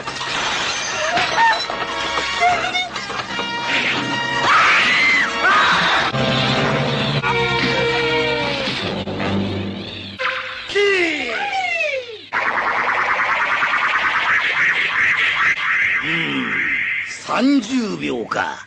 まだまだ弱い弱い。 Every week, I learn a little bit more of that. Still don't know what it means. Mada, mada, wagi. Oh, yeah. You sounded jolly. Harry, Anyway, go on. Harry's art account with a sketch of Jetfire. I love how they just say, like, oh, it's a sketch. Like, they're on a call. It's and they've Armada, just done some Armada doodling. jet there as well. Yeah, Nice. just a sketch. If I'd done that, that'd be the greatest Yeah. thing I've ever done in my life. And it would be in there. I'd copy it and put it in every single room. It'd be above my bed. It'd be in Social Quick Corner work. every week. Every week. Let's look at Paul's picture again. Just keep reposting it. That's great. Oh. Gajira Prime. Megatron just taking a load off. We all need to relax. Excellent photo. And he's in the chat. Jimbrotron. Oh, I that's really, cool. just really liked this. It was just quite clever. The hologram bros. Lintu. So this was a birthday cake that their mum made. Oh, Wow. And yeah. And I thought that was wicked. And I bet the ice and sugar tastes well nice. As a kid, all I got was a bloody hedgehog. I mean, that's... You never had one of them with all the chocolate buttons for the spikes? No? Yeah. Anyway, love you, Mum. You're not watching, but still. But try I'm harder young, next time. Yeah. Learn. Standards have been set. Matthew Palacios with a fantastic piece. Silver bolt. That pixel art style. Even if it is Beast Wars. I was going to say, a lot of Beast Wars this week. I'm getting backed into a corner here, aren't I? you'll Being love it. ousted from the inside. Backing yourself in. You won't be able to fight it for long. Sammy's in the chat tonight as well. And Hey. Sam Hey! got something Evening, red. Sammy. Optimus and Orion packs. Fantastic piece of artwork. Gorgeous, Sammy. And your artwork's not bad either. Hey. Solar Yoke because it's the Dinobots and it's my section. So I'll put what I want in. yeah. I love that It's style. nice, though. It does almost kind of give you a bit of a Land Before Time kind of aesthetic, but Oh. yeah, that's not 12. Solar Yoke. This was really clever. I really thought this was really clever. I like that. Star the Skeleton, Hot Rod as a Big Brother skater boy. Very cool. Very clever. I can see a cosplay already in my future of Yeah. Nice, easy one. Yeah. Tanzimus. Oh, nice. Shady Prize, if I'm not mistaken. Gorgeous. But you see, now, Paul, you need to get your Unicron out of its box so you can pose it holding onto one of your Star Trek starships. Oh, yeah. That's a good idea. You're not going to, are you? If I could be bothered to sell it, I would. It's just too fucking big. It's too big to sell. and it is genuinely one of the most joyless toys to have ever existed. It's amazing how many people say that for something that everybody was so excited about. It's the peak. I mean, I'm never touching it, but it's wonderful. I owned it for 6 hours. Did you? Wow. Took it out of the box, transformed it, left it, sold it, transformed it, put it back in its box, got rid of it. And I made £200 profit. I'd have probably done the same thing. I've done the same thing up to the point where you said got it out of the box. All sold it. I've not quite reached that stage yet. I'm building up to it. It's been 5 years now. It's been quite some time. Yeah, I got it released. What version of Astro Train is this, Paul? Is it? This is Magic Mech Fans Toys. Mech Fans Toys, MFT. It's MFT. I was just going to say, is that MFT? Oh, look. And that's why I'm a third-party expert, apparently. That was stream. Right, so Choo choo. first mode was good. Second mode was really good. I think this pulls the modes up quite well. I like that one. This was a little, And awesome photos as well. Also, That Yeah, looks better amazing. than the Studio Series at Modern Meteor, whatever it's called. Yeah. Just saying. This was TF Volts, Oh. wasn't it? TFD Arc.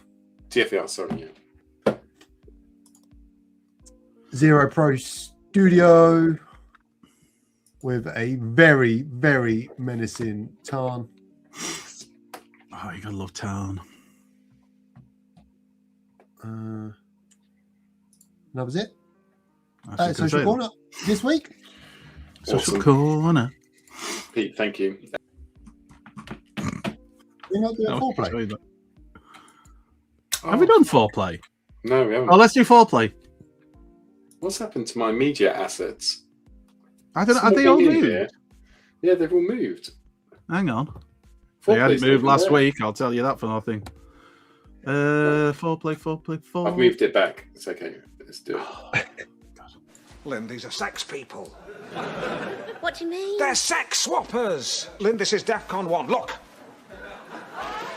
Look. Don't make the same noise as them. Don't think you want to join in.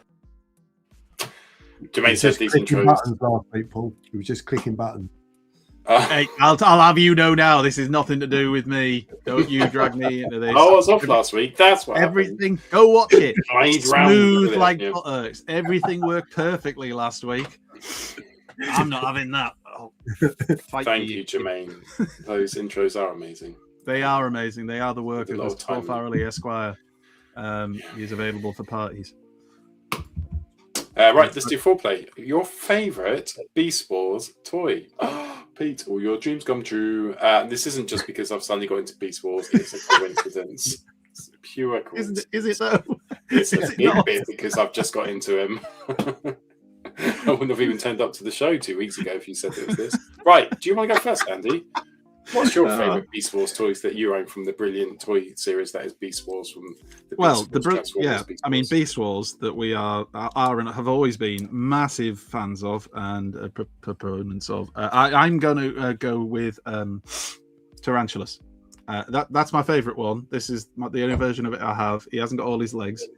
He's missing 2 legs, and he hasn't got his weapon or any other things. But look at it's shiny. Even now, the shiny, chromey kind of. Oh, it's just lovely. And I also like this version of him. Ooh. Now, Dave, you'll be able to help me with this. This is based on a prototype, isn't it? That they did of the original Tarantulas toy. I believe so. Yes. Yes, and they were going to have it like this and have a different head sculpt to what he ended up with. I really like this one. He's got like a medieval knight head sculpt. I like the colors, even though it's weird and looks a bit like sick. But that's good. I like that one. That one is lovely. And there's a very good chance I will be both pressured and want to buy the trans art version of this, which looks so much like the original toy. But it's Tarantulas. And as Dave will tell you from our watch-alongs together of Beast Wars, Tarantulas was one of the first characters to really like jump out to me from the Beast Wars cartoon. I just love him. He's mental and evil and, well, to me, fun. And yeah. So Tarantulas is the best Beast War beast guy ever. And that is the end of the conversation. So there. Oh, well, there's no point doing anyone else's then. No, let's move on. Quiz time. I'll do mine. Just a few honourable mentions too. So the first Beast Wars Transformer I ever bought myself to buy was quite a few years ago. It was one of the early TFNs, which was Rhinox, which was on Toy Fu. And that's why I love Toy Fu, because you just get some random Transformer. And this is the Thrilling 30 one. It's just cool. Just loved it. And actually, I've got it for. Actually, do you know what? You are not that bad. I just won't tell Pete. Jerry the Giraffe, one of my favourite Beast Wars characters. The one reason I like this one so much is because Bisto got this for me. He knows I like giraffes. Is that one of the Beast What episode was he in?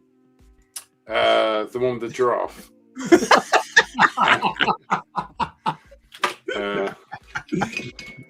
Yeah, the one where the Nebulons form the giraffe. I just remind everybody watching, ladies and gentlemen, the Matrix test champion 2025. Yes, count Skybite. That's fun.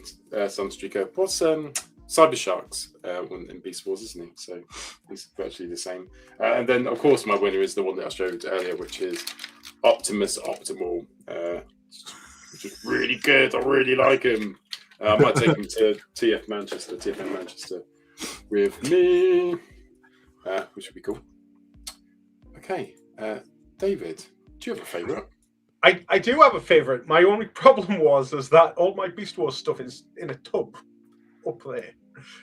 Space is a problem. But what I would say is, I'd say if you were to ask me like what my favourite Beast Wars toy is, like I've got a real soft spot for Rampage. Like that toy is just a beast. It's chunky, awesome, chromed crab that is essentially a psychopath, and I love it. And it's great. The chrome does flake. It's very difficult to get hold of one, and it's again one of those weird ones where Hasbro just haven't got round to making a new one yet. He's like, what? Him and Depth Charge are the only ones that haven't yet got like new toys. So that's a bit weird. I would recommend Rampage, but given the fact that you're on a Beast Wars kick, I thought you should have a look at Transketo. Transketo? Well, it's Transketo. All right. Transquito. He's just weird. Like in all of the right ways. He's a triple changer who transforms from a weird insectoid, alien-looking predator kind of robot dude into a mosquito and into some kind of weird crab insect thing. He's freaky, he's weird, I love him. And he's one of those instances where a toy does all of the heavy lifting, because nobody cares about Transketo at all. He's never done anything, he's never been in anything. But as a toy, he's cracking. And when I say he's cracking, I mean there's gold plastic involved as well, so he probably is cracking. Yeah, Nocturo is the repaint of him as well. There's a couple of Beast Wars pulls. I do apologize, like I say, I don't have anything to hand, I would recommend those. Well, Rampage, I saw pictures of him and I thought he looks cool. And then I looked up how much he costs and thought he looks cool, and it's not coming to me yet because yes. But he does look awesome. Again, finding a complete one with a chrome is good, just by the nature of the transformation and how things move. Very, very difficult. And again, he's one of those toys where when it breaks, it breaks. We're well before the advent of ball joints and stuff like that. And he's dead. Why don't they call him Clam Page instead of Rampage? Because he was a crab. I would call him Clam Page, like a clam. I think they made a mistake. If I'd only been there back in the day, I was going to say, if only you'd been there in that office, maybe we'd still be talking about Beast Wars. Pete, take us your favourites. This is not my area of expertise, nor is it my choice to have this as foreplay. I feel like, along with favourite Astro Train, I got stitched up. However, of the characters available, I went with Dinobot. Because I think is that Dinobot? Yeah, it's a Dinobot. He's a Dinobot, isn't he? No. Yeah. And technically, G1 is Beast Wars, or Beast Wars is G1. So, I mean, I think this was the original. Pete. What? Grimlock is in Beast Wars. Even better. There you go, Grimlock. All levels. You've been a Beast Wars collector for years. You didn't even know. He made it to the Beast era. Oh, well, I'm back. He's left. He's gone. He's left. He's so horrified. I've been living a lie! I was just about to say you farrelled him with your random choice. I just love the idea that he's just gone straight on eBay to find Grimlock. Now he's got to buy it because who ironically transforms into a Velociraptor now. Oh, fantastic stuff. Jeffrey the giraffe. Jeffrey the giraffe going to visit. Oh, Jermaine, you watch it for the knowledge, do you? No, that's not true. Andy, do you want to quiz us on our Transformers knowledge? I mean, after that, no. But yeah, let's do it anyway. Let's try it. Let's see what happens. I won't do the quiz intro again because it's very long. And no, let's not. I'm the only one who finds it funny, so we'll do thanks. Thanks, Tom. That's not true. I enjoy it. I love it as well. I would every Friday watch the quiz intro when the things fall onto that man's head. Comedy. Right. You know how this quiz works. I think we've all taken part in these before. You go into the private chat. Sorry, I just watched Dave yawning. I know how you feel, Dave. It's been a long day already. Anyway, go into the private chat, lads. Obviously, you can't be looking in the comments because we wouldn't want to be cheating now, would we? The quiz is all multiple choice questions, apart from the tiebreaker at the end, which will be a case of either whoever's closest, or if two people put the same answer for the final question, it's whoever put it first. The questions can be at any part of Transformers, any part of all. I mean, they're all random because they're all from the TF Wiki. So if anybody has any issues with any of the answers to the questions, thinks that's not right, Andy, then firstly, I don't care. And secondly, direct all of your complaints to TF Wiki at tfwiki.com or whatever their website address is. Yeah, and that's about it, really. That's the small print. Let's see who's playing tonight. We've got Pete. Hello, Pete. Pete is a Beast Wars aficionado from the south. Why? We're also joined by Paul. Hiya, Paul. Hi, Ron. I'm Paul. I'm from Ashford in Kent, but now live up north in Durham, and I collect Animorphs. Peak Transformers there. I'm going to do an Animorphs special quiz one week, but not this week. And we're also joined by the lovely Dave from TFN fame. I've won by just showing up. Thank you. Yeah, I mean, to be fair, you'd think so, wouldn't you? But we'll see. Right, we're going to crack on with this. Please play along at home, and we will see how you all do. The questions, as I said, are multiple choice, and some of them might be easy, some of them might be hard. I don't know. It's up to you to figure it out. Right, here we go. Are we all ready, people? Yeah. Everybody's turned off the live chat, so you can't see it in front of you as you're answering. Lovely jubbly. Here we go then. Question number 1. We are getting a new official version of Kranix this year. But in what year did we get the last official version in the Pit of Judgment set? Was it A, 2020, B, 2021, or C, 2022? So we're getting a new Kranix figure this year, but in what year did we get the last official version in the Pit of Judgment set? Was it A, 2020, B, 2021, or C, 2022? For future reference, A, B, or C is fine, but let's have a look at what our panel. What the hell just happened there? Let's have a look at what. Oh no, I have done it. What our panel put. Everyone, you can't see, but I'll tell you. Pete, you went for 2021. Paul, you went for 2022. Dave, you also went for 2021, following Pete down that little garden path. But I'm afraid he's taking you down the wrong path because the actual answer was 2020. So you were all wrong. It was 2020. Can you even 2020? Like 6 years ago. That's mad. It's mental. But even when I read it, I think I mostly crumbled to dust. I had to pull myself back together just to do this. God, world. Those Quintesson toys are a half a decade old.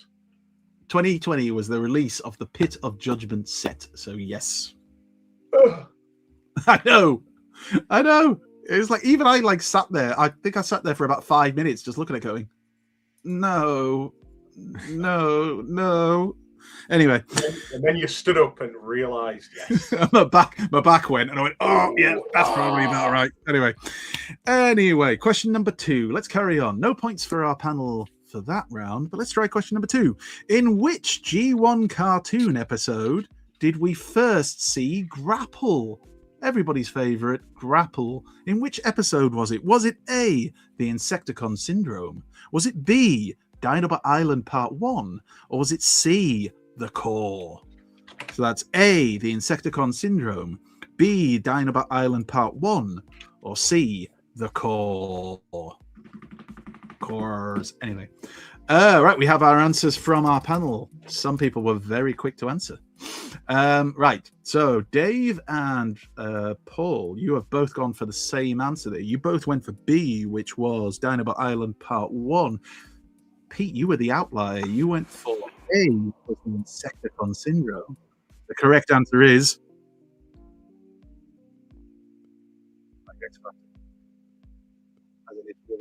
Right, it's B! The correct answer was B. So well done to Paul and to Dave. Do you know how I knew that? Because that was one of the episodes. Can you remember we used to do episode assassination?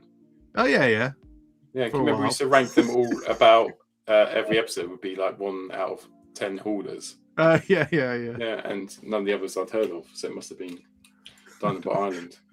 I mean, if I was a more cynical person, I'd say you copied what Dave put so quickly. But yeah, sure, that's a good answer too. And the reason Dave knew the answer is because Dinobot Island is basically season 2, part 2. When all the there you go. Toys came in. And that's Grapple. And Grapple he just appeared like so many of them did without explanation. All just show up in Dinobot Island. Yeah. I was thinking anyway. I was thinking of someone else. Sorry. Yeah, I was going to say you did say Hauler. I didn't want to pull you up on it because Grapple's like Hauler. He is. He's just except completely different. Aren't they the same thing? Aren't they both red alert, red hoist? Please stop talking. Please stop talking. Hoist. Everybody has left the chat. Right, here we go. Question number 3. Let's crack on anyway and hope for the best. So it's currently 1 point each to Paul and Dave and Pete. You're lagging behind with 0 point, nil point, as they say. Question number 3. In the first IDW Transformers comic story, sorry, not the first. Let me try that again. In the IDW Transformers comic story, Your First Mistake, Windblade battles the Titan Vigilum on the mental plane alongside which Decepticon? So, Windblade battling the Titan Vigilum alongside a Decepticon. Is it A. Megatron, B. Shockwave, or C. Starscream? A. Megatron, B. Shockwave, or C. Starscream? Which Decepticon is in that mental plane? I think it's Windblade's mind. Oh, interesting. I can tell everybody at home that our panel all went for the same answer. They all copied me. I've gone Go for on, the Dave. process of elimination. I like the way you've done that.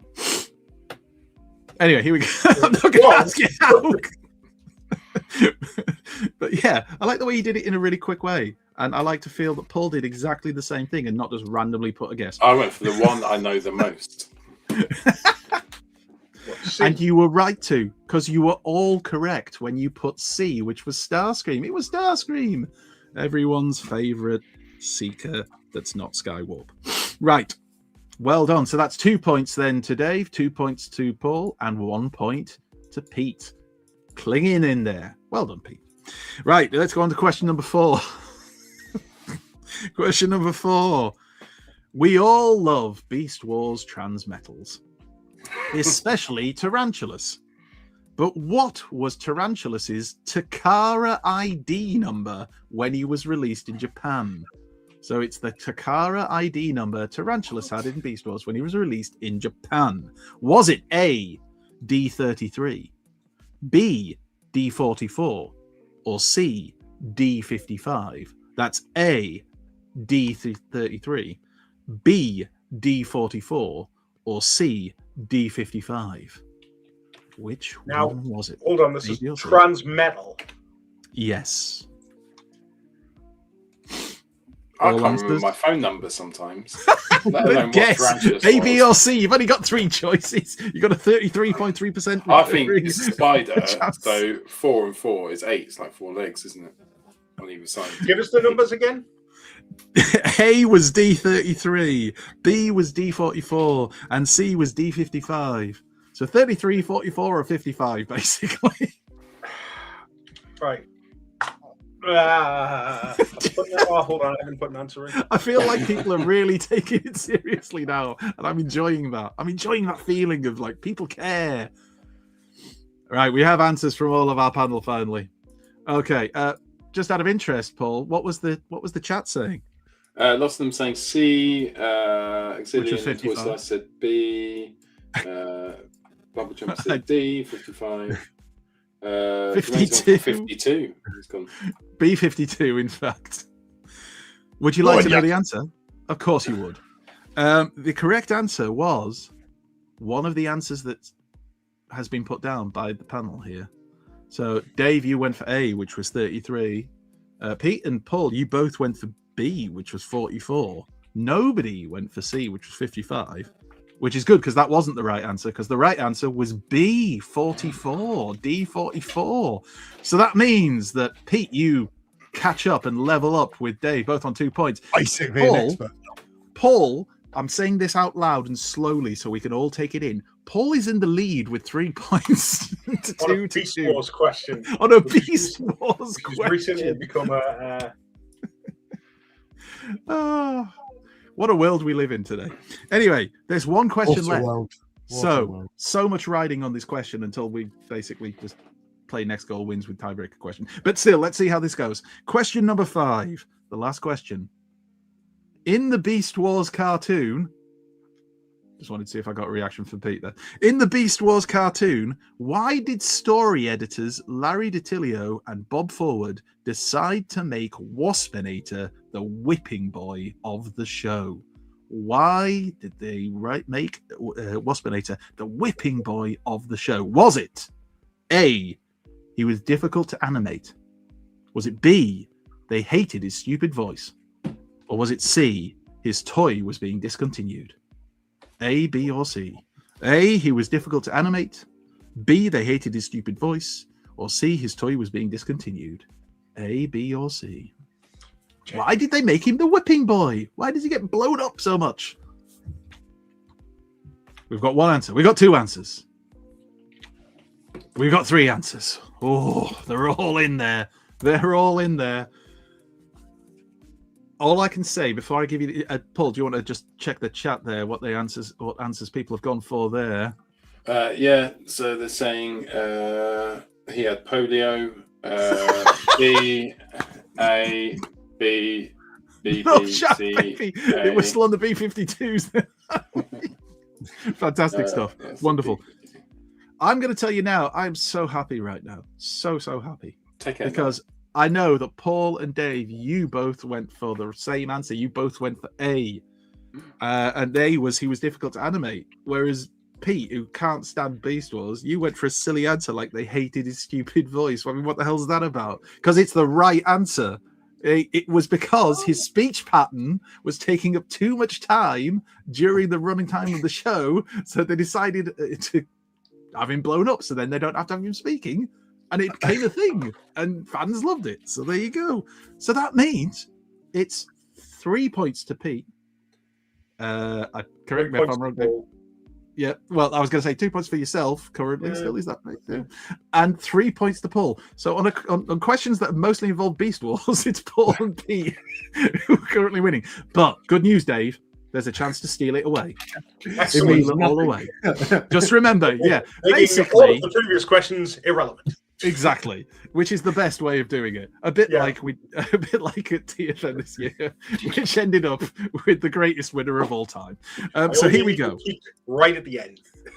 You'll be glad to know. The only thing I know is Combiner Wars, and the final question was on Combiner Wars. Exactly. Yes.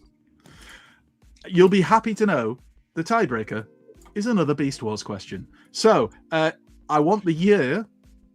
Wait for it. Wait. I want the year as the answer. If two people put the same answer, it's the first person to have put the answer that I will go with as the winner. Are we clear? Yeah. Okay, here we go. A chance for Dave to steal victory. No, stop it, Paul. No, stop it.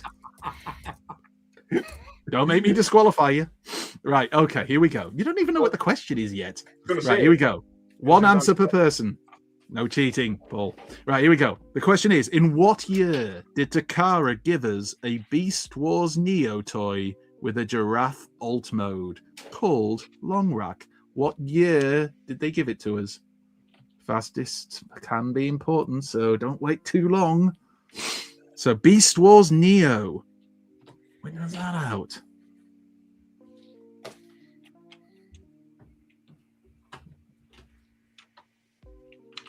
Just for a second, I thought your screen had frozen, Dave. Oh, crap. Oh. What a time for it to freeze. But you were thinking, that's fine. I'll be perfectly honest with you. I was going for 1999, and Paul put it, so I've undercut him by a year. Oh, I see what you've done there. You hedge of bets. Right, so let's have a look at the answers. So, Pete, you went for 2003. Paul, you went for 1999, and Dave, you went for 1998. Which is the wrong answer. I can tell you that, Pete, yours is not the right answer, I'm afraid. I can tell you that it's between Paul and Dave, and the correct answer is 1999. I will have the rest of the answer after this advertisement break. No, we don't do that here. 1999. It was 1999.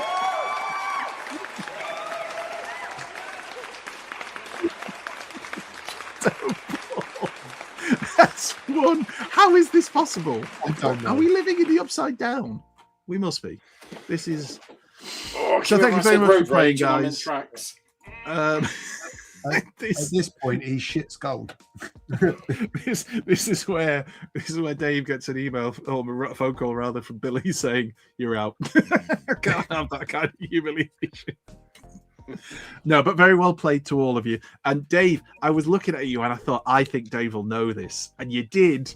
I just needed to get it down. I did, but again, it was pure working out. It was like, okay, Beast Wars ran for 3 years from like 1996 to 1999. Then we got Beast Machines. They didn't get Beast Machines in Japan, so it must be 1999. But I was just thinking, Paul, Star how did you Fox work it on the out? N64 came out in 1999. Bush loved Star Fox on the N64. I like 1999. What a good year. And the weird thing is, for those at home, before the question was read, Paul just put 1998 as an answer. Yeah. So I was convinced he was going to put 1998, and then he changed it to 99. So well done. Well played to all, though. I thought that was very competitive. And well played at home. I hope you enjoyed yourselves. And now back to our regularly scheduled programming.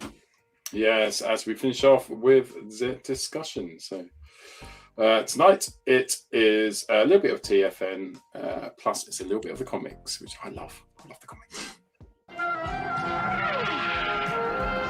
We now return to the Transformers. Oh, should we start with the comics then? So, Andy, take us through one of your favourite ever strips or stories in the comics. What would you go for? Well, I've got more than one.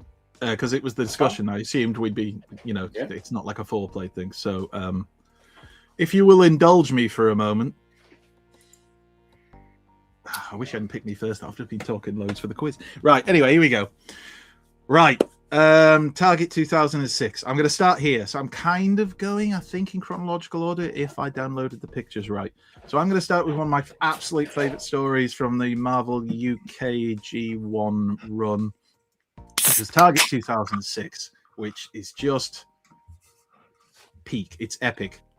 And it's really weird because today in another Transformers group, I saw somebody posting about this very story and then talking about how they must have been American because they were talking about how good the Marvel UK stuff was compared to the US stuff, which wasn't bad, but it's like the UK stuff was great. And this story is just peak. I won't. Do we give away spoilers? I kind of am because I'm showing you some of the screens. But basically, Simon Furman just brought in all of this 86 movie cast in a way that the US comic wasn't doing and used them and gave us characters like Emmerich Zaron and Impactor. We had scenes like this. This freaked me out as a kid because like Jazz really looks like he's in pain and being tortured here. And they're just laughing. The ha-ha-has was very Joker-esque to me. It was just, yeah. Also a slightly freaky-looking Scourge. But, yeah, I love this story. I just thought it was really well written. I think it stands up today. We got the Wreckers. For those who somehow wouldn't know this, the Wreckers originated from this story. Just wonderful stuff. And Megatron siding with the Autobots. Spoilers, but it happens. Go read it if you haven't read it before. The artwork, I believe that's Mr. Senior, is just chef's kiss. And oh, look at that. I mean, come on. I mean, need I say more? I mean, that battle scene, God bless Ultra Magnus for trying. Thanks for coming. Look at the knee pads on Galvatron. The knee pads of Doom. Look at that. What a choice. I mean, he'd be screwed for LBW in cricket, but he looked immense, and the artwork is incredible. The story's fantastic. So that's the one I've picked up from G1 as my favorite. And then, come on, work. So I've got to mention a bit of Dreamwave. I know Dave, I'm sure, will be touching on this as well, but I've got to because it was seeing these comic books in the window of Forbidden Planet in Leeds, where I was living in the very early 2000s, that drew me back in first. This is what drew me back into like, oh, Transformers. I love Transformers when I was a kid. I kind of still do love Transformers. I'm going to buy that comic. I know it's a comic, but it's not really a comic for kids, is it? This is a proper comic. And from then, bankruptcy. But the stories were great. The War Within, I can still pick it up and read it now. I love the artwork style. I love the story. We obviously got The Fallen, who we've now got a toy of last year, which is just madness. But just really, really good. Again, I'm not going to do spoilers. I'm going to try and avoid spoilers. But it's well worth reading, as is a lot of the Dreamwave stuff. Again, as I'm sure Dave will mention when he comes to his part. And then I've got to talk about IDW and More Than Meets the Eye, which then obviously morphed eventually into The Lost Light. But More Than Meets the Eye is it's wonderful. I remember somebody saying it's like if Transformers was written in the same way as Red Dwarf, and it's funny and there's heart to it, and there's characters that you remember the toys of because you had them as a kid, but they never got any time in the sun back then, but they bloody got it here, although some of them get killed horribly, but they're still in it. That's the point. They're there. You can say they're included. I just loved it. I loved the whole thing. And I still love the comics, and I will never get rid of them. They are fantastic. And it gave us Tarn. I love Tarn. Fantastic. What a character. I know some people don't. I think he's a bit overpowered, whatever. I mean, look at that look. I can still remember seeing that cover for the first time, and that's art to me. Give me a massive. I'll tell the wife I'm going to paint that on the wall, or I'll get somebody with talent to do it, on the wall above our bed, because it's that good. I want to see it all the time. And these guys. I love the Scavengers. It feels like they are Transformers the show. If the Decepticons had Transformers the show, it would be them. It would be them sat drinking Energon and waxing lyrical. Are they really good at quizzes? Fantastic. I tell you, Spinister, you'd be the Spinister of the group without a shadow of a doubt. Just like a quiz savant who knows how it works. Everybody else is sitting at home going, what an idiot. And then you win the quiz. It's fantastic. No, but I mean, they're wonderful. I loved all of them. And I remember I spoke to James Roberts at one of the TFN, I can't remember which year it was now. And he signed my graphic novel. And we talked about Croc because I love the way that without getting too serious, it was the fact that Croc kind of talks about mental health. Like, it's a Transformers comic, but like he's getting across like the horrors of war and PTSD and what it can do to. And again, you've got to read it. It's fantastic. I'm really annoyed that a picture I tried to download didn't come out properly, so I haven't included it because it came out really small and pixelated. But there's a photo from the story, one of the stories with the Scavengers, where they're all their original G1 toys. I believe Maz took the photo. Those who know Triple Takeover, Maz took the photo, and it was included. It's wonderful, absolutely wonderful. And lastly, very lastly, the Last Stand of the Wreckers. You cannot love Transformers comics and not enjoy that story. And I have another reason to love it, apart from the fact it's brilliantly written and the art's incredible and it's just fantastic, is it features characters like Stalker and my Predators, who I absolutely adore from very late G1 or G1.5 as some people call it. Just brilliant, absolutely brilliant. So those are the comic book stories I love, or at least some of them. Thank you for listening. Great choices. What I like is you had all the choices. There's no comics left. No, they weren't. That was a good summary of choices and good effort with the pictures as well. So I'll go in reverse order. So I love the G1 comics. So I'm not going to do it because we talk about the G1 comics a lot.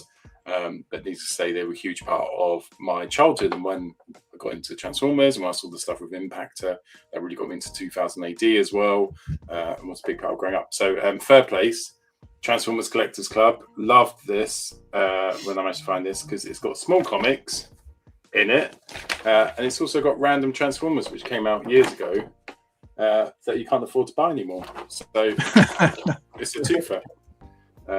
So yeah, and if anyone wants these for free, please shout, because I've got about 5 of them. They're quite hard to get hold of, but I'll bring them. Yeah, I've got some of them as well. I never look at them. We should do a giveaway. How I've got them. Were you not part of the Collectors Club? No.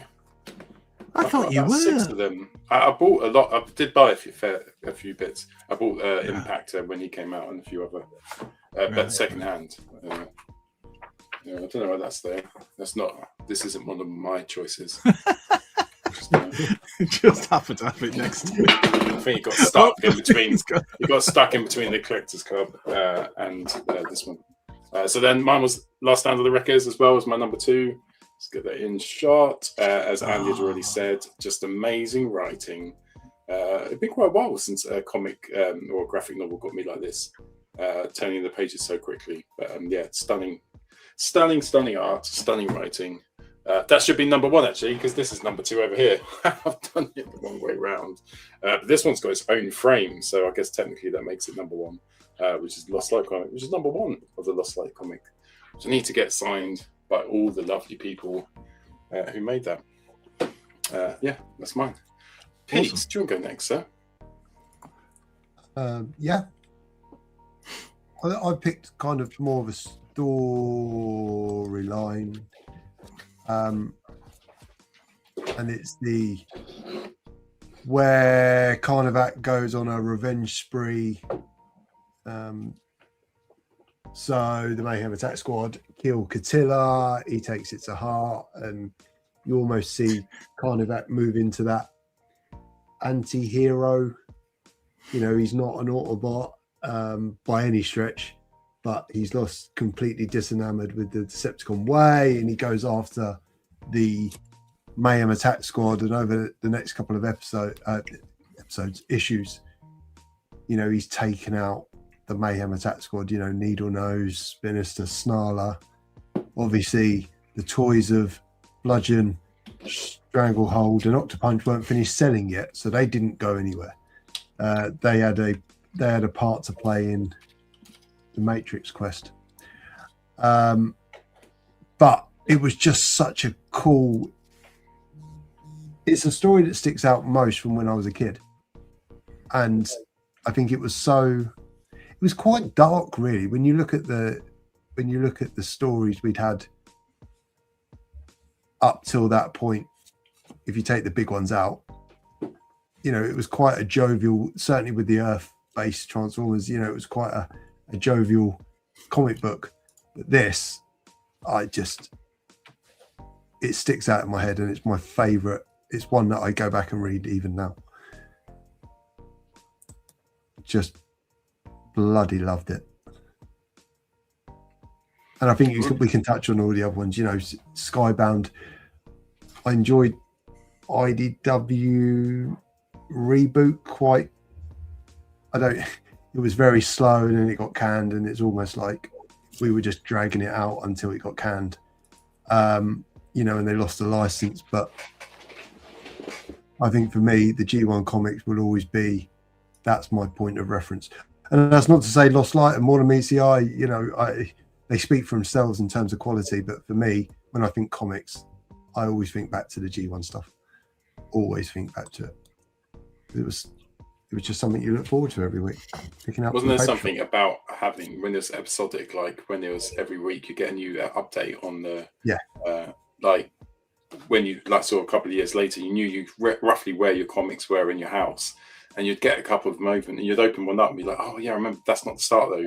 I need to go a couple of comics beforehand. You'd think, right, I've got them. You'd have like 1 or 2 missing gaps in the storyline. You'd think, oh, I wish I had that. But I always remember getting them together and done it with other comics as well. You'd think, right, I've got 8 or 10 of that continued series in that storyline. I'll put them together and have a massive read of them. Before you had graphic novels. As kids, we didn't have graphic novels. I would just say, like you made the point about, I always thought the UK stories, there were some fun ones and some really funny ones and some silly ones, but I always thought they were darker and they were written with a more adult tone. They didn't write they didn't talk down to you as kids. They wrote it at quite a high level, and some of it was quite dark, and like some people have mentioned City of Fear, which is another great story, but like there's bits in that is proper horror, like zombie style horror. And then yes, the robots, but they are drawn in a way that was quite disturbing as a child. Brilliant, but disturbing.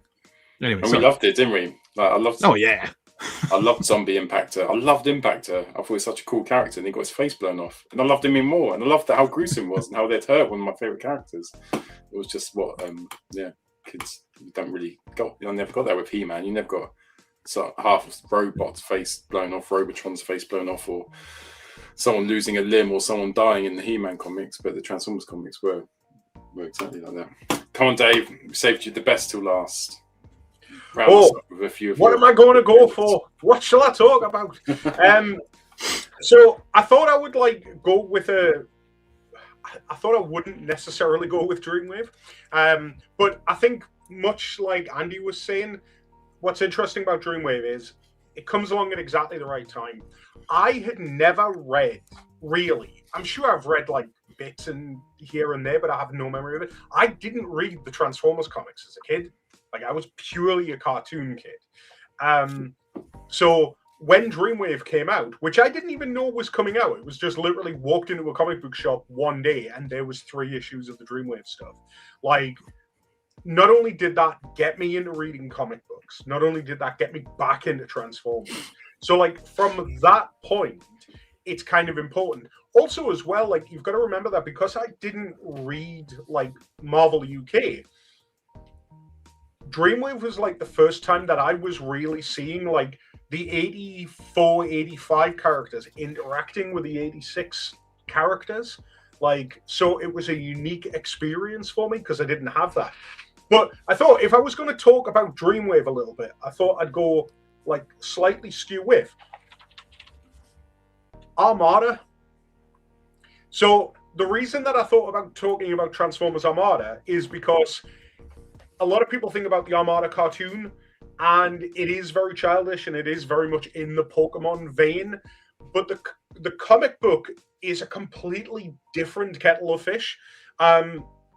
First of all, the Minicons have a personality. They have agency. They have stakes. They are fully fleshed out characters. And as a result of it, you get to sympathize more with them about their plight, about basically being used as weapons of war. And then it all heads to a 4-issue series called Worlds Collide, where Megatron finally breaks into the Autobot base, and he goes ahead and he trashes the Autobots, and he's about to kill them, and you turn to the last page, and freaking G1 Galvatron. And it leads to one of my favorite splash pages in comics, which is Armada Megatron battling G1 Galvatron. And it's mint, and it's stupid, and it's dumb, and I love it. It's really, really good. And then Simon Furman wraps it up in one issue. He literally brings in Unicron and ends Unicron in one issue because it has to then change to Energon. So, if I was to recommend something, try that. But if the question was, what is your favorite Transformers comic? I would probably actually have to say the Asian series for me was and still is sort of peak Transformers comics. First of all, E.J. Sue's art is I remember at the time thinking this isn't done, therefore I don't like it. But as I've grown up and I've matured and I've learned what good art is, and that's not to say that Don's art isn't good art, but to see what EJ did in those Asian series in terms of the redesign, in terms of the way he draws, nobody draws motion in a car chase like EJ. It's beautiful, and it's a great template for how to actually do a Transformers movie, because I've always been of the opinion, you have to have humans in your Transformers, and Simon struck a totally right balance with it.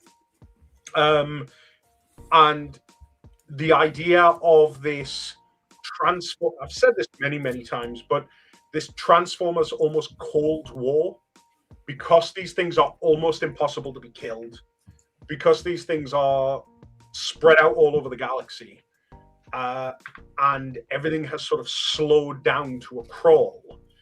I thought it was brilliant. It's a great way to set everything up. The only problem is is that it comes to an end far too soon, because I guess it was too much of a slow burn for IDW, and because it was being released in 6 issues every few months, so you weren't really getting it month on month on month. But then it was backed up by the spotlights. It was just a wonderful time. That early IDW stuff is, to my mind, like peak Transformers. And I wish we could have spent more time with it. So, yeah. Oh. How lucky are we to get that many issues of Transformers out? When you think of the Skybound stuff, which is going now, it just, whether you like it or don't like it, it seems to be really popular. A lot of people tune in. Spotlight stuff was great, especially the fact that I got a Spotlight double dealer. I was so excited to buy it and sit down and read it. Also, as well, just while we're talking about comics as well, if you're into the Skybound stuff, they've just announced that there's going to be a Mask comic coming out, and it's going to be written by Dan Waters. And I'm telling you now, it's going to be good if it's being written by Dan Waters, because Dan Waters has literally written what I think is probably the best Batman series in the last 20 years. Like, he is a phenomenal writer. And I think him doing Mask, I think it's going to be really... It might be the first time ever that Mask is actually going to be good. Just saying. As a concept, Mask is great. In execution, Mask has always gone shite. So I would definitely recommend checking it out, just purely by who's doing it. And he's Scottish, I believe, as well. So a local guy. Oh, cool. So many famous Scottish. John Wagner in 2018. There's loads of Scottish writers and artists all came from that same time period as well. Right, what are you doing on the 28th of March this year, chaps? Are you up to anything? Probably having a kip. Because I'm going to be at TFN Manchester. What? It's 2 days as well, so you can come on the 27th of March, can't you, if you want? You could have 2 days. It's a convention. No. It's not a mini-con. And there's going to be... Oh, yeah, it's not a mini-con anymore. Oh, yeah, I've got to stop calling it mini-con. It's Wednesday crew. So some amazing guests lined up. We've got Jack Lawrence. Jack was on the show, was it 2 weeks ago? Yeah. Jack. And he can't wait to go. Loved it last year, chatting to him. And he normally sticks about, doesn't he, and has a couple of drinks or beers in the evening or a chat. Who else we got? Nick Roach is going to be there, which will be amazing. Chris Carter. It's almost like we could ask Dave. I like saying everything. You definitely don't have the website up. What gives you that impression? Help me with the quiz, to be fair. David, who are you most looking forward to? You've probably met everyone, haven't you? What are you most looking forward to? Actually, to be honest, we've got Fredericks coming, who has been working with Simon on the first issue of the Transformers The Store comic fold-out poster. So it'll be the first chance I'm getting to meet him. We might have a little bit of a surprise at the show, but I will say no more. It's great. Like, the TFN Manchester is growing. The convention is getting bigger, which is crazy because the entire plan for them was that they were supposed to remain small. You're meant to be small, you bastards. And they kept selling out. Growing. It's like Gizmo. Someone's accidentally put water on it, and it's just grown into some sort of thing. Can I just ask, what made you decide to actually make the distinction and say, right, this is no longer a mini-con? It's got to the stage now. This is a convention. I think, like, once you go past like a day, calling anything mini it just doesn't make sense, to be honest. Like, is it as big as the main show in Birmingham? No, but it's by no means mini anymore. The space that we're taking up is a considerable one. the fact that Manchester gives us a separate, if you were there last year, you'll know it gives us a separate room for all of our panels. So it's away from the dealer hall. I mean, the dealer hall is 2 rooms. It's fairly big. We've got a lot more content going on.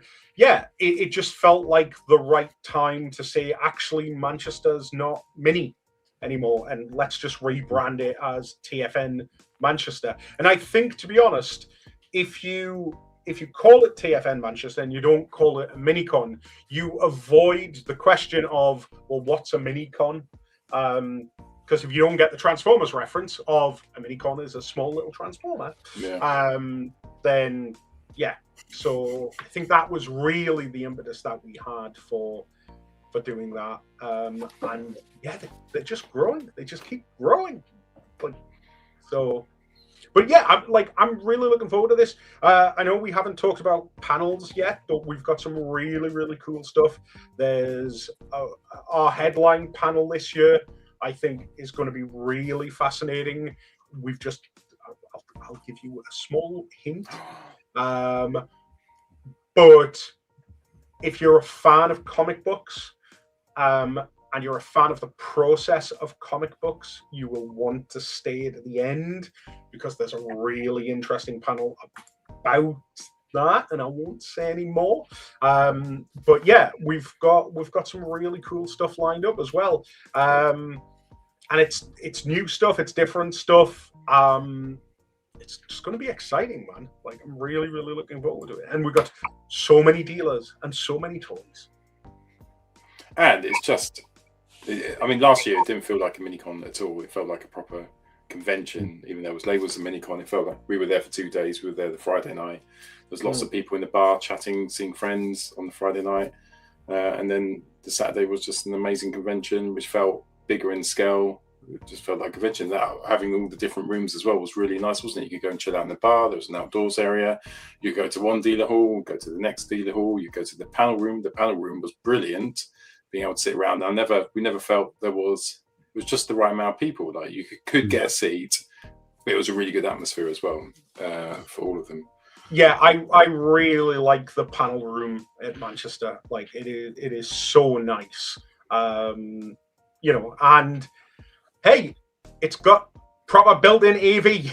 Yeah. So, you know, I'm just saying, sometimes technology lets you down. But you know, we've worked with their stuff. There's people on site as technicians and stuff like that. So yeah, it takes away a lot of stress for us, so we can just focus on making the best show possible. Somebody's just put there in the comments, it was like a classroom. That's right, and there will be an exam at the end. I did think it looked like a lecture hall, but I never actually last year got the opportunity to go into it because I was grafting, helping Rolf all day. So I hope I might get a chance to go. Yeah, I know you have. Had a great time. Yeah, it was brilliant. You went in there for certainly at least for Jack's panel, which I know we've talked about this on the show before, but it's still to this day warms my cockles that on the Friday night we were chatting with Jack, and I can't remember if it was me or Pete who said to, "Oh, we hear you're doing a panel about this," and he looked at us and went, "Am I?" And we had to say, "Yes, Jack, you are, remember?" And then of course he ended up asking if he could use the stuff that he'd done with us on the show, which I think worked really well from what I heard. And it was nice. It was nice to be able to help out a little bit, but it does feel bigger than a small con now. Like last year's, the Friday night was a lovely social kind of like a bit like what you get on a Friday night at kind of big TFN or whatever we want to call it. It was a lovely social kind of evening. One or two people may have gone a bit too hard. They may have drank a bit too much. Not me, obviously, but certain other people. I'm looking at you, Robert Cobb. Look, Pete, don't look like that. I haven't even mentioned your name, so you're fine. Yeah, I was all right. But it was. And then the Saturday, it just felt really busy, and like it being in a one of the dealer halls, it was a really lovely atmosphere all day. Yeah. And the layout as well. I'll give praise as well for anyone who's coming for the first time. The layout of certainly the dealer halls is such that there was plenty of space, so it never felt like a crush, but it always felt busy in the sense there was always people around, and that was really nice. Just a really nice atmosphere. So I'm looking forward to it. Yeah, but TFN, the big one, is amazing, and it's just it's Christmas, isn't it, for us? It's absolute Christmas. But there's a lot of people there, and if you do want a slightly more chilled one, Manchester's just it never felt crowded, did it? It just felt the right amount of people. You never push past, you have to wait. There's no queues. It was. If only, Paul. If only you could buy some tickets for the event. You know, if only there was some available. Dave, would that be possible? I believe no, no, that'd be great. To be honest, it's getting close. But if you were to go to TFNation, if you were to go to the website, you could do that. But also as well, if you go to the website tomorrow, then you can buy your tickets for August as well. Vincenzo. And you know what you can also buy tomorrow is tickets to see Vince DiCola perform live. Dave, don't tell him. We weren't going to tell people because we won't get our tickets first, and then everyone else can get their tickets afterwards. Yeah. Keep that between us. The tickets go live for the big event in August. And yeah, like it's kind of exciting. Like the Vince DiCola thing has been like it's been so exciting for such a long time, like trying to put it together. And we put a release out like yesterday that I don't know if people saw or people had the chance to read it. But just in case you missed it, the Vince DiCola performance, the musical performance that we've got, it's basically going to run sort of in the ballpark of that 60 to 90 minutes. Like it is a full concert, like in terms of its length time, in terms of how long a musical act would normally be on for. And there's some really cool surprises coming up. So yeah, like it's great. We had Stan several years ago. We've got Vince now. A perfect way to do a celebration of the 40 years of Transformers the movie, because the music is such an iconic part of it. In fact, I would argue that the music is like intrinsically linked to the quality of that movie. You've got the performances, you've got the action, and you've got the music, which all just like sort of blends together to just be this crazy animated movie that we're all still obsessed with 40 years later. Hasbro's doing this weird thing where they're saying it's the 40-year apology tour. It's like, apology for what? Like being awesome. Apology for being awesome for 40 years. Like I get it, it's all tongue in cheek, they're like, oh, we're sorry we ruined your childhood. No, you made our childhood. Like, you talking about death and loss. I've said it many, many times, and I still maintain it to this day. We would not be sitting here right now if that movie hadn't have come out. Yeah, agreed. Exactly. Like, and we wouldn't be sat here if that movie had come out and they hadn't murdered Optimus Prime. Yeah, it's that impact that it had emotionally at the time is part of the reason I think why we all remember it so well. Why we all care still so much about it, because I mean, obviously, I was a fan of the Decepticons, so for me, it was just celebration. It was like, get in! Whoa, what's going on with Megatron? Hang on. Anyway, but then we got Galvatron, so it was all good. It was all good. Yeah. But yeah, I totally agree. I think the music is such a massive part of that film, and that music was that's still the first music I can remember. I know that might sound a bit strange, but it's the first music that stayed with me. So, like, I can't remember the music I heard in films before that, but the music from Transformers the movie has always stayed with me. And did you find? And go on. you go through a bit of a journey with it. Like at the start, when you're kids, you love Dare and the Touch, and then you get back into it when you're a bit older. And you're like, oh, Dare and the Touch is great, and then you think the Weird Al Yankovic one's really good, and you start listening to that a bit more. And then you're like, oh, do you know what I really like the Vince DiCola bits? And you start listening to that. Like I was banging away to it the other day, and the car's like, ding, ding. The only thing is, I rocked out 8 years ago to Stan Bush. I can do that. I understand how my body moves. How the fuck do you dance to Vince DiCola? I don't know how to dance. Well, this is it. This is why we've, and we put this in the release that we put out. There's going to be standing room and there's going to be sitting room as well, because we appreciate like the type of music that is being put on by Vince is not necessarily one that you might want to get up and bop to or anything like that. Now, let's not forget, however, this man is also responsible for the soundtrack for Rocky IV. Yeah. So, no news lot, there's a good chance there'll be a lot of epic montage shadowboxing going on. It will be happening. So, I mean, yeah, like the fact that like I'm trying to convince everybody that on the Friday night, rather than putting Transformers the movie on, we just put Rocky IV on. But down, I'm like, double feature. Double feature, Dave. He has a robot. Like, someone does. So yeah, I mean, like, yeah. So Manchester, that's kind of like the palate cleanser. Like, it's cool. You get to go buy your toys, all of that stuff before the madness of August. And then who knows? Maybe later on in the year we'll catch back up again towards the end of the year.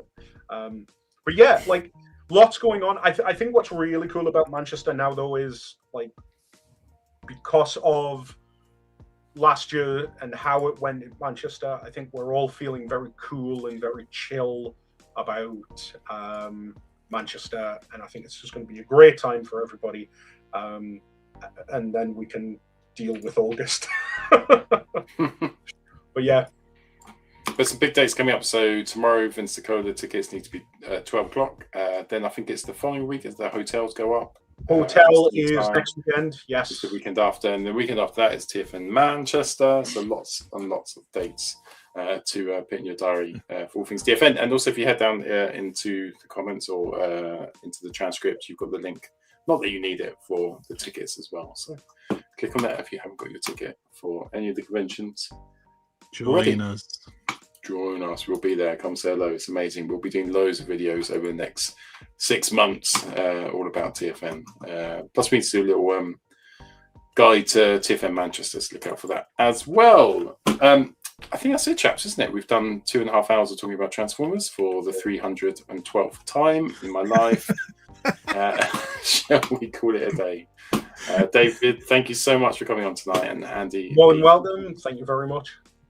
It's a pleasure. Always a pleasure having you on, and Andy Pete.